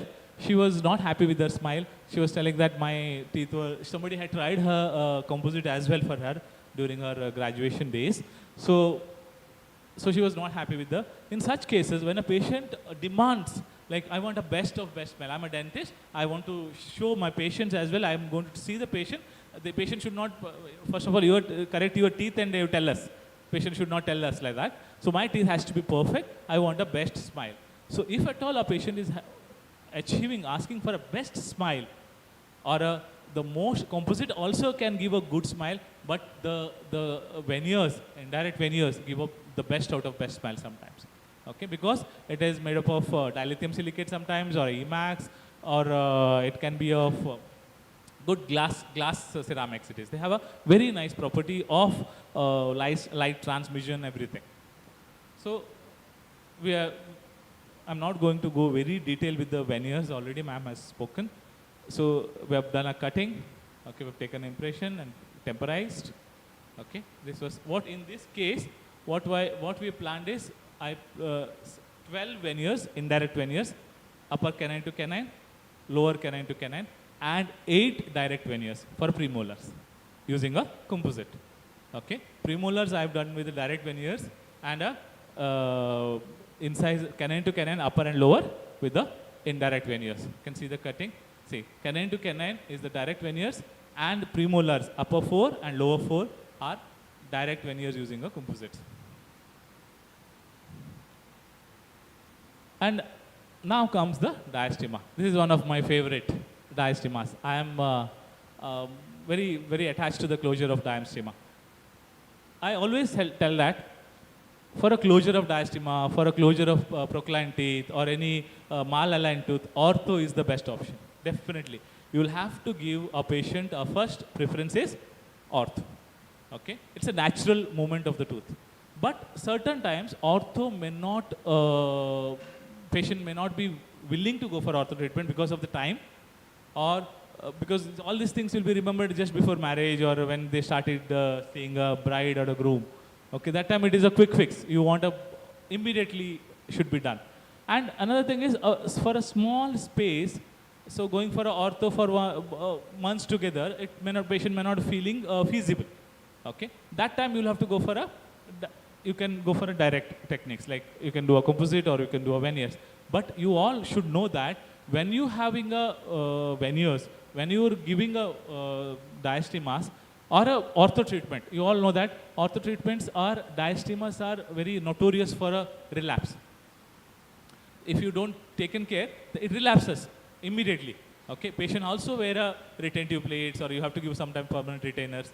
So a patient comes to you with the diastema. Most of the people who closes the diastema using a composite or a veneers, they face the issue of black triangle. Okay, you know what is black triangle? This is the black triangle. You close the teeth, the space is closed, but this much is visible. Close the teeth, this much is visible. This is very, very ugly looking. When they smile, that black triangle is horribly looks. Okay, so what happens? So it is while closing the black triangle, people what they do is, they put a material on the papilla, on top of the papilla sometimes. So by correcting it, something else has to be done. Okay, or you have, instead of doing a good, you may harm. Okay. So I will show you a technique where managing a black triangle, I do it in my clinical practice regularly.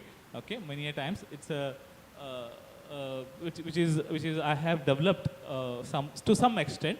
Okay, so patient comes like this. She came. There was a 2 mm space between the 2 incisors, and naturally the patient was not happy, and we have given a option of ortho. The patient refused ortho, so they wanted a quick fix. So we thought of doing a diastema closure. So what I did is, there is something called as, before, when they come, when I started the cases, what I did is I placed the composite on the uncured composite at the tip of the papilla.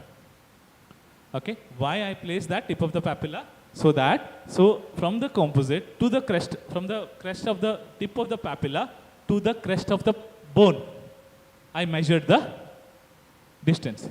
It was how much? 4.5 mm. Okay, the distance between the crest of the papilla to the tip of the papilla to the crest of the bone, it was 5 mm. Then in a RVG, I measured from the incisal edge to the tip of the papilla, it was 6.3. Okay, then I poured the cast. Okay, then you can see, in a cast we can see directly.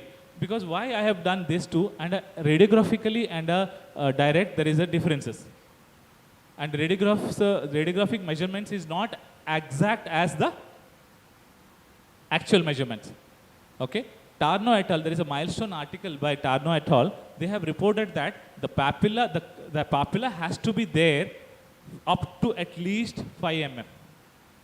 Okay, so 5 mm papilla should be there. So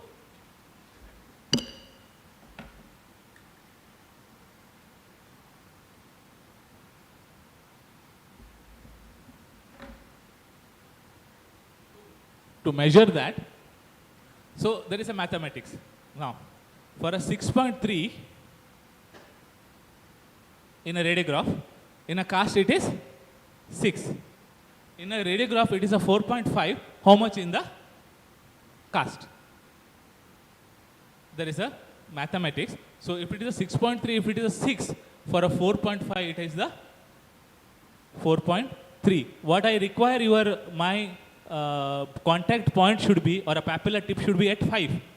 Okay, so my future contact point for a closing of the diastema will be 5.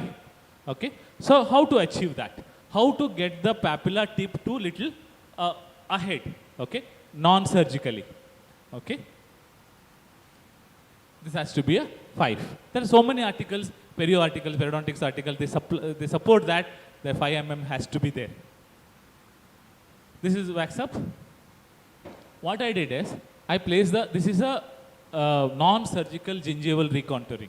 Okay, place the gingival retraction cord.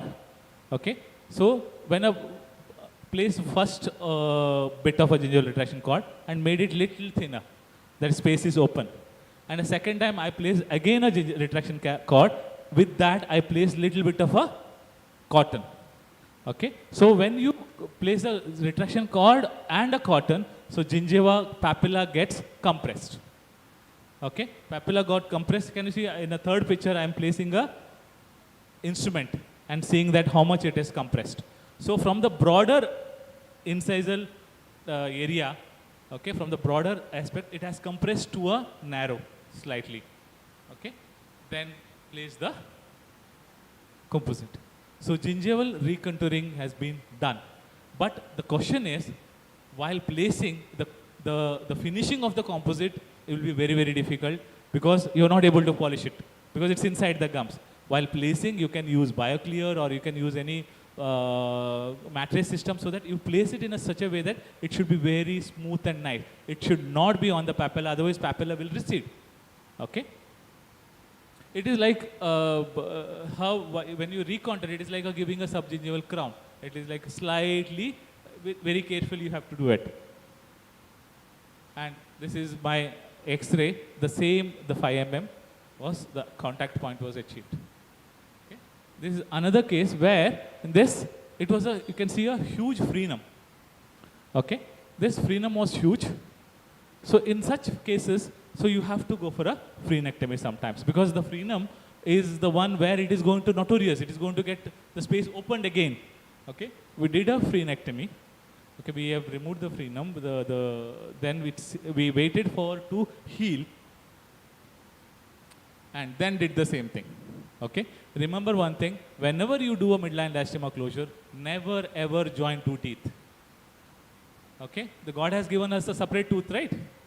Until unless it is required, like for a splinting purpose or any other where tooth the gap is going to get open, that time only we usually give a splinted or a joint. So this is how the recontouring is done. Okay, you contour it properly. The recontouring. Otherwise, if you don't recontour it, it will look like there will be a black triangle. And this is absolutely, you should never ever give on the papilla or a labial aspect of the papilla. The papilla you will lose the papilla. Then in a midline diastema closure, it is a skill here. You have to give an illusion. It is a game of managing lights, a game of keeping the angles of the tooth. Okay, mesioincisal angle or distal incisal angle. Because what happens if you don't keep the angle properly, the tooth look wide. Okay, so I have I have a documentation for around 200 to 250 cases of midline diastema closures in my private practice. So in that, I have a follow-ups as well. If you do it properly, nothing will happen. Okay, this is the angle what I am talking about. The angle, the light should reflect in this area. Can you see that? This area you have to, that angle. While polishing also, this angle is very, very important. If you don't get these angles, mesioincisal and distal incisal angles, what happens? Tooth look wider or a tooth looks absolutely flat. Okay? So angles are very, very important for both the sides. This is how it should look. The light should transmit at the angle. Some of the cases, say this was a huge blastema. You can keep a tooth inside, right? Or one person can go and come out like a window. Okay, huge space and the teeth was labially placed like this. What I do is, I use sometimes, there is a material called as Revotec LC from GC. It's a temporization material. So I just keep it on the tooth surface and just check it out before we do in the chair side. Maybe it is very rough. Myself, check it out to show the patient, as well as doing a digitalization is a different issue, but showing the patient whether it can be really done or not. So what I do is I just I'll take around 5-10 minutes to adapt it and just see, keep it on the tooth and just see without doing anything, no cutting. Whether tooth looks bigger or smaller. I did that aberration just kept on the tooth and see, it was not looking big. Can you see that? It was not looking, and space is close. I have not done anything. I just kept the material. So then I told the patient that this much, better than this I can do. Okay? So this is the result. See, the papilla is recontoured. See, the teeth is changed the angle. okay, with the direct composites only. It is not, nothing else is done. Just a direct composite, just roughen the surface and place the composites. Okay? This is the pre and this is the post. Okay? So you can do such a big composite. This is exactly, my light is getting transmitted here, this area. Okay, so that is the area where otherwise if you don't able to make the light transmit in the right areas, tooth looks either broad or narrow. Okay, angle should be given perfectly. See, from here to here.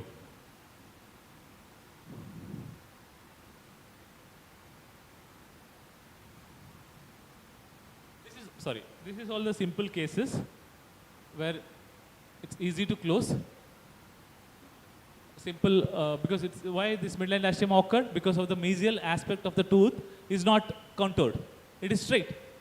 Okay. If you give a little contour, the diastema will be closed. There another case. Again, same thing. It's all simple cases. This is also, we closed it. Here again a complex case, huge diastema. Okay. Don't look at the lower crown, which is not given by me, somebody else. Okay, the diastema has been cleaned. See, this is what some dentist has given a crown, closed the diastema, and they've joined. Okay, then she was not happy with this. She was negative smile and lower also diastema, which was the diastemas which I've closed. I've removed the composite and placed the composites. Okay, see this. You can see here the light is. You can see the light transmitting here. This area. This is what the angle I was speaking. Okay. See that from that angle it goes inside. So this is how you have to close the diastemas. You're playing with the angles. Okay. And you can see the lower diastema also closed and the smile line. Here in this case, see there was a diastema. The diastema occurred because of what? The lateral incisors were small. Okay, there is a size discrepancy. So if you're just closing the diastema is not enough. You'll have to do something to do with the laterals as well. Otherwise, what happens? Only central incisors look like a peg, look like a bunny tooth. Okay, a rabbit teeth. So it doesn't look nice. So what I have to do is you have to do I have done a central incisor and give a direct veneer on the laterals as well. So they all tooth look proportionate. It should not be a central incisor is too dominating. Other cases, lower incisors. And this was a patient who was, mesodens was present, okay? And we have removed the mesodens and orthodontic treatment was done. And when the orthodontic treatment was done, there is black triangle was remained because they couldn't do anything with the black triangle. Then after the ortho, we closed it, we splinted it inside, okay? And this is one case. This case, I got a best case award in recently IFIA, that is Indian Endodontic Society and IFIA. I won this best endo-aesthetics case for nation level. This case was very challenging. This case came to me like this. She had a lingually placed lateral incisor and huge fan-shaped papilla. Or say this, the lateral incisor was locked lingually. Okay. So it was a very thick and fibrous. Now question is, we'll have to close the space. Okay, that space is huge and she was not happy with the space. Plus, the lateral incisor has to be taken out. The best option is what? Ortho. The first option. Patient was given she was around 23, 24-year-old. She was like the parents were very in a rush for a marriage. They were like, immediately something has to be done. Okay. So what we have done is, so given an orthodontic treatment as a primary option, best modality for the correction. Now, first is, what you have to do is, you'll have to do the frenum, thick frenum to be removed. Okay. My friend Dr.Shail, he's a periodontist. He has done a frenectomy, removed the frenum. Okay, all the fibers has been clearly removed. This is immediately, post-immediate. Okay, and this is after 1 month healing. Okay, this is after 1 month we decided to go for a further treatment.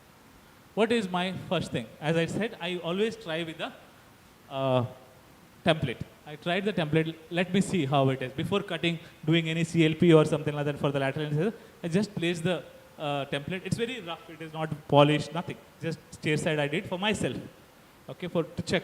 So it was looking better, okay. So I thought I will do better than this, okay. What I did is, first zenith correction, okay. So lateral incisor zenith was low, we have corrected the zenith. All the zenith are in one line, okay. Then this was perfect. And then what I did is I cut the lateral incisor, okay, marked it, cut the lateral incisor so that I wanted to remove the locked incisors, okay. Cut the lateral incisor and made a notch so that actually for an angle change, cast post is considered to be the best one, okay. Usually cast post is considered as the best modality for the changing of the angle. But here, if at all, there are reports or articles who says that you can use a fiber post if you are able to manage the angle. So we thought of, I placed the fiber post and could able to get the angle. See, this was the angle I've changed from the locking to I've removed the lock. This is for a central incisor. I did intentional root canals because I had to cut a little more, okay. Lateral anyway we have to do it because we are going to place a post, okay. This is the preparation. And this is the crowns. Here we have given a splinted crown because we wanted to close the midline diastema. Plus by giving wanted to close the black triangle as well, we have given a pink ceramics. Okay. This is the outcome. Okay. So the zenith matched, the ceramic matched properly, and it all goes with the hand in hand. From this is the smile.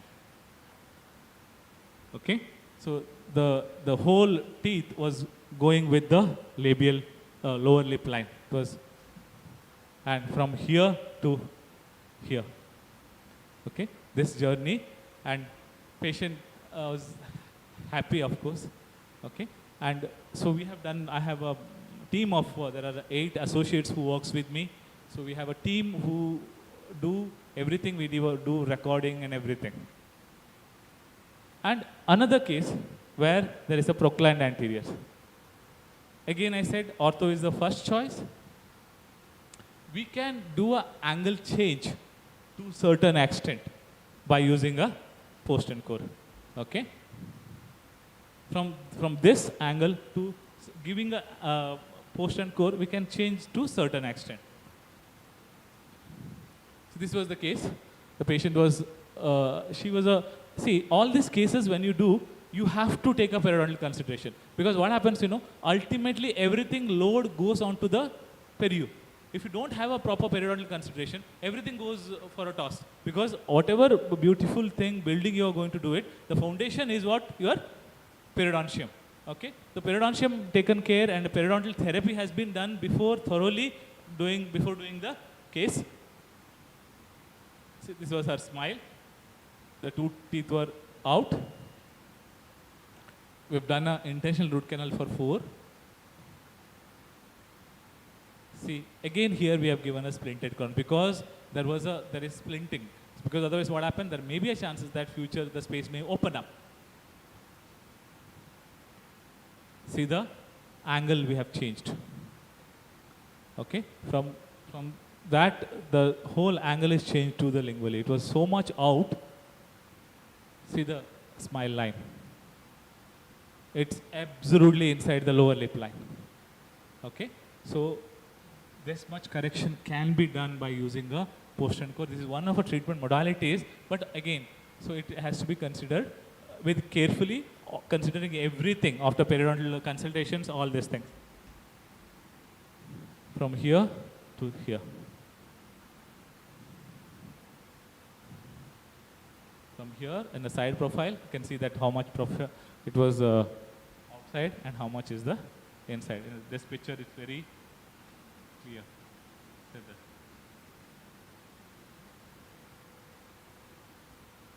is another case where, again, trauma. It was out and did a tooth preparation and the angle changed. This is another case, executive who wanted a, this is another challenging case. He wanted a best out of teeth. So this we had given, the problem was, so he was not happy with his smile, and ortho also, by doing ortho, the space closure can be done, but what about the peg laterals? Okay, so there was a problem with the central incisor, a problem with the lateral. Moreover, you can see the lower canine is sitting on the space between the upper lateral and the canine. It was impinging the space. This all, there is no contouring, there is no shape properly. This was his smile. I did a digital planning. And then, as I said, I did a template. Okay, kept a template and see how much can be done. Then the first phase, what I did is correct the central incisor contouring, cosmetic contouring with the direct composite restorations. Okay, with the direct composites, I've changed the contour of the tooth, and the lateral incisor, upper laterals, I've not done a root canal treatment, just changed the vital cutting, just change the angle or the shape of the tooth for to receive the crowns. And a lower, since it was impinging the upper, I have done a root canal treatment for both, intentional, and cut it and a plan for a, so that that space, the impinging, the one, reduced. Okay. And this was the bake trial. And this is the final outcome. See the occlusion. Okay. It's perfectly in between the, see both the occlusions is perfect and the shapes of all teeth are in harmony. Okay. Two centrals are composites, two laterals and the canines are, lower canines are the crown, and mesial portion of the canines, both the canines are direct composites. Again, the leftover space I have closed with the direct composites. Okay. So this is the view. Okay. Composites are super finished and polished properly. So you can see the line angles, you can see the light transmitting. Okay. And this is the smile. From here to here.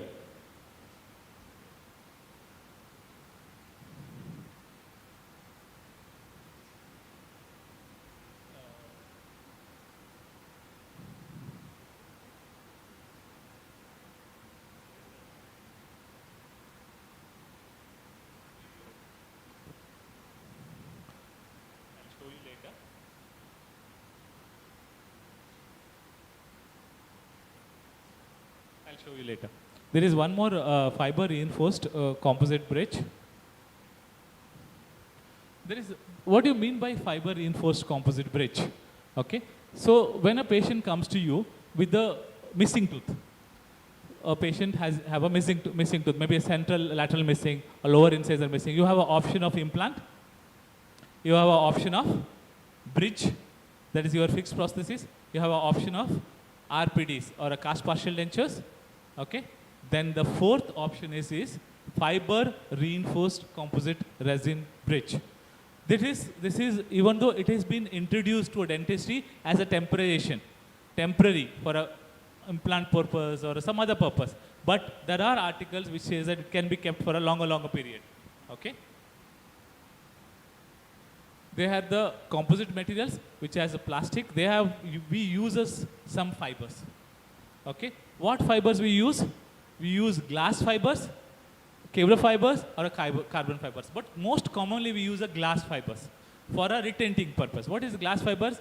There are 3 famous brands we use in worldwide. One is Everstick. Okay, Everstick C and B from GC. Everstick C and B. C and B is meant for crown and bridge. Everstick, crown and bridge. Something called as Interlig from Angelis. Rebond. This Interlig and a rebond is most commonly used as a splinting material. Okay, Everstick is usually used as a fiber reinforced composite material. So in this case, we use for a fiber reinforced composite bridge, we use a Everstick. Then that is a fiber for a retention, to connect the 2 teeth. Okay, what about the tooth pontic? How to make the pontic? There are 3 ways of doing it. One, using a patient's natural teeth. If patient gives you a natural tooth, or patient may say, like, my tooth is broken down, its whole piece of tooth is, they get to your clinic, and that one. Or you extract the tooth for a periodontal purpose. Periodontally weak tooth, that can be again done, natural tooth pontic. Or least is acrylic resin. Okay, this patient, a mother of a dentist again, so there was a space in the lower, huge space. It was actually not a missing tooth, there's a space. So she used to keep one RPD in between. Okay, she was not happy with that thing. And upper, she had a diastema. This was the space. And lower, it's absolutely one tooth can be kept. That much space is there. Okay, this was the.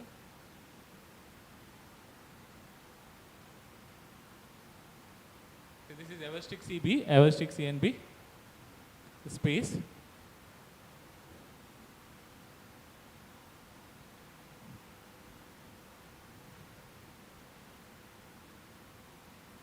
Is there any way to connect the audio to the laptop? With the aux cable? Just give me a second. Aux cable. Okay.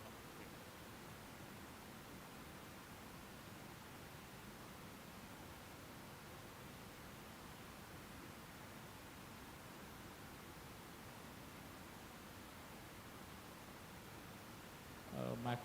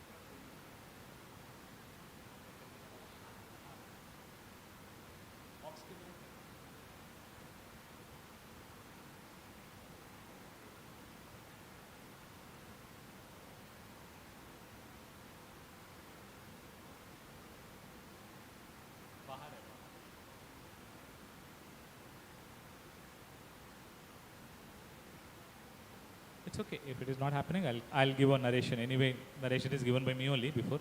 I'll narrate again.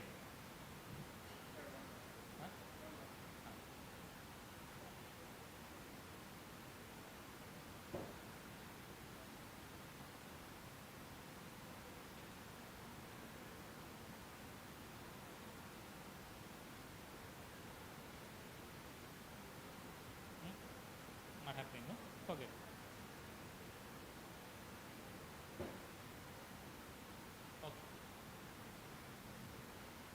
So this was the Everstick CNB. It comes in a small strips.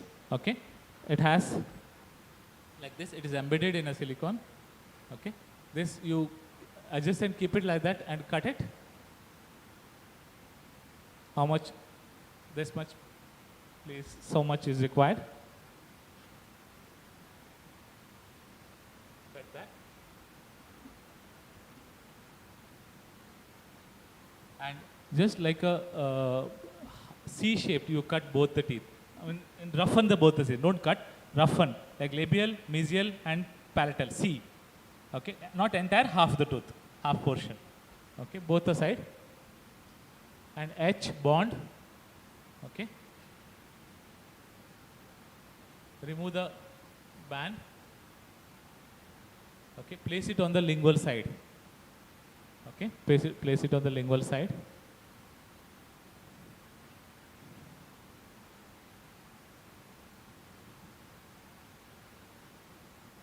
And using a flowable composite, you bond it. Okay, both the side, you bond it nicely.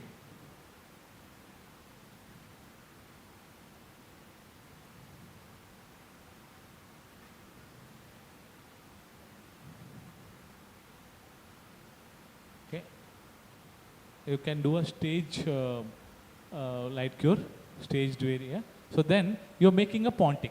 Okay, you are keeping a small piece of it and keeping a in the center area where you're going to do the tooth.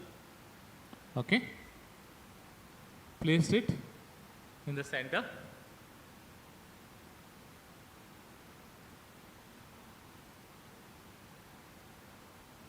Okay, apply a good quality of flowable composites. It is which has a good maybe a bulk fill or a which has a good property.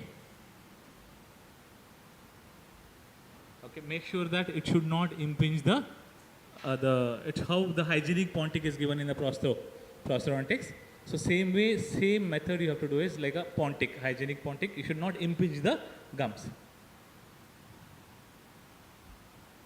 Okay, then start applying little bit so that you bond nicely. These fibers has to be, this is the glass fibers which I was talking about. The fibers has to be attached to both the teeth. Okay, then place a piece of composite in the center portion where you have made a framework for the pontic. Okay, and apply it nicely. Okay, make it adapt it nicely. Give a shape for the tooth.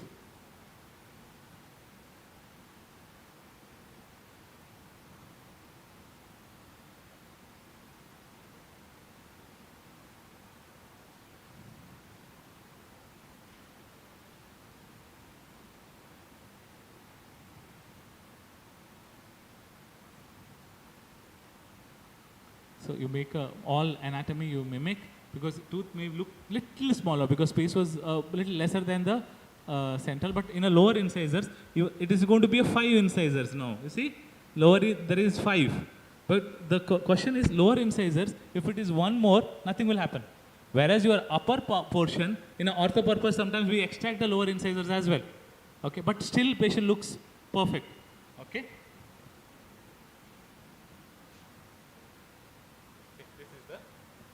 This is the composite bridge, the pontic, so made from entirely of composite. Okay, so this is the central upper centrals. I have closed it with the direct composite. Okay, this is how it looks. This is how it's a. Even though it is the number of incisors are more, but still it doesn't look bad. Okay, the patient won't, third person won't come to know. This here we have taken a support we made a composite where the premolars were good shape, but there was a broken post there. Okay, the patient didn't want to remove the tooth. It was a very good root. Okay, so then we thought of doing a fiber reinforced composite bridge by taking a support of the existing premolar. See, this was the composite bridge. This FRC is done on a premolar. There are so many longevity, how much longevity it should be, everything. There are so many articles who supports about the longevity of this fiber reinforced composite bridge. Most of the articles, they said they have a good support. Maybe they have high overall survival with predictable performance, and they have a good. It is for especially this is very useful when you're giving an implant upper incisors, or sometimes if your patient does not have a lateral incisor, upper lateral incisor, then patient is poor. Economically, they are not affordable for an implant. Okay, but doing a crown and bridge, cutting this, doing a intentional root canal for a central incisor and a canine, and giving a bridge, it doesn't look. Sometimes cutting the canine looks like a crime, because the world's best to best technicians also cannot make a canine like a canine. Okay, the canine is God made for you by the Almighty. That has to be taken care. That has to be. Otherwise, the whole occlusion is sometimes based on the canine. Okay, so for preserving the canine is very important. Such a cases where it's not very expensive, it is economical, and you can do a good work. A last case, okay, natural tooth pontic. What is natural tooth pontic? A patient using a patient's own tooth as a pontic. Okay, this is best thing to happen because you are using a patient's own tooth as a pontic, and it's giving a life to hope to the hopeless tooth. Okay, conservative, cosmetic, and cost effective. These are all the articles who always support this type of natural tooth pontics. This patient came and the both the incisors were little, they're mobile. Okay. So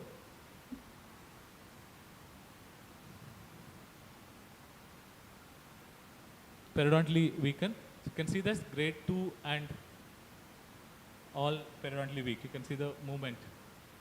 Okay, this is very mobile. That is also mobile. We thought of sacrificing both the two teeth. It is already gone.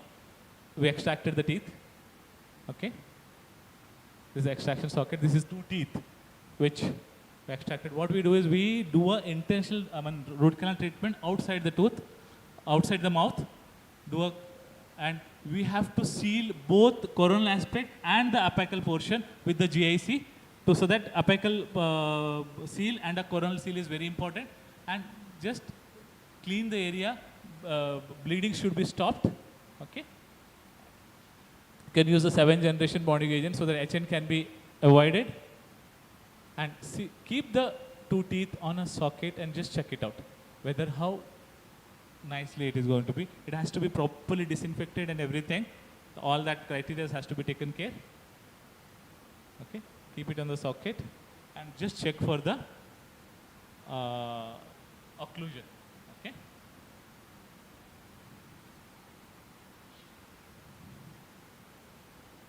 Checking for the occlusion.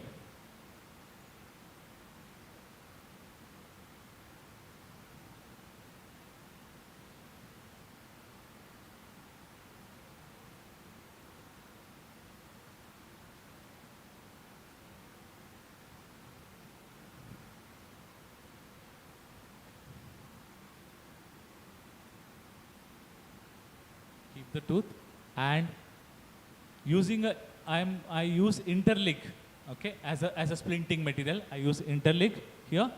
So it is a splint, interlig splint. Splint the teeth to the adjacent tooth. The extracted teeth, natural tooth pontics, are splinted to the adjacent tooth.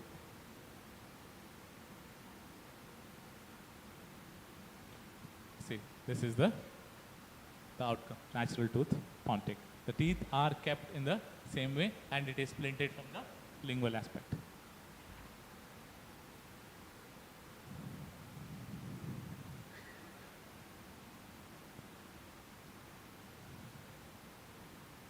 This is a case again. See, I was telling you this periodontally weakened tooth. See, this is how I was telling you the seal, apically and coronally. Apical seal has to be done with the JAC, and a coronal seal should be done. This is a 4 years follow-up.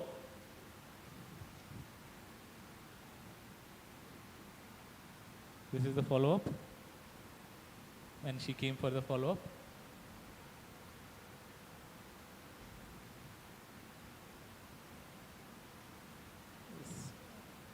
Anyway, that Okay. I would like to conclude by saying that there are so many different treatment modalities are there, from a simple to complex cosmetic smile designing. You will have to understand what exactly to be done, how it should be done, what to be done, what not to be done. Okay, that is very important. What not to be done. So you should not be should not attempt all heroic methods. Whatever the literature support, evidence-based methods are always considered to be the safe. This is my workplace. I have a clinic in nearby Chinchwad. I have a 4-chair clinic and a 2-chair clinic. There are 2 clinics I have.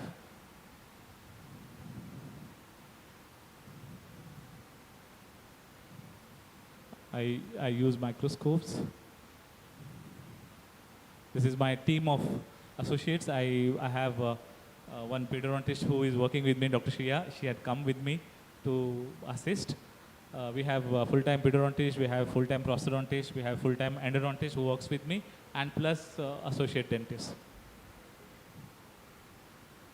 This is my staff. And this is my academy.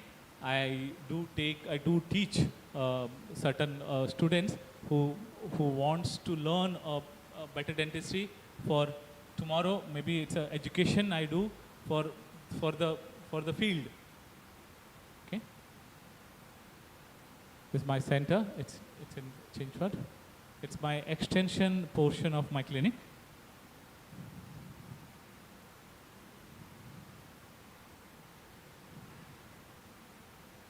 So you have to manage both your family, your work, then only you will be a successful dentist. It's my family who always supports me for everything, for to work and all achieve my all passions. I work a lot of late nights. I work till 11:30 sometimes in the night.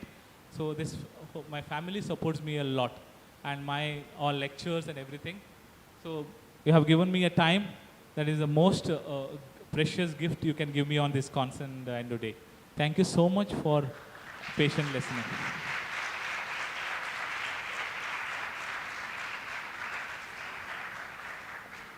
You can take down my number. This is my number. Anytime, any difficulty, you can contact me. You can come to my place. It is not very far from here. You are always welcome to see or to work or to see, to observe anything.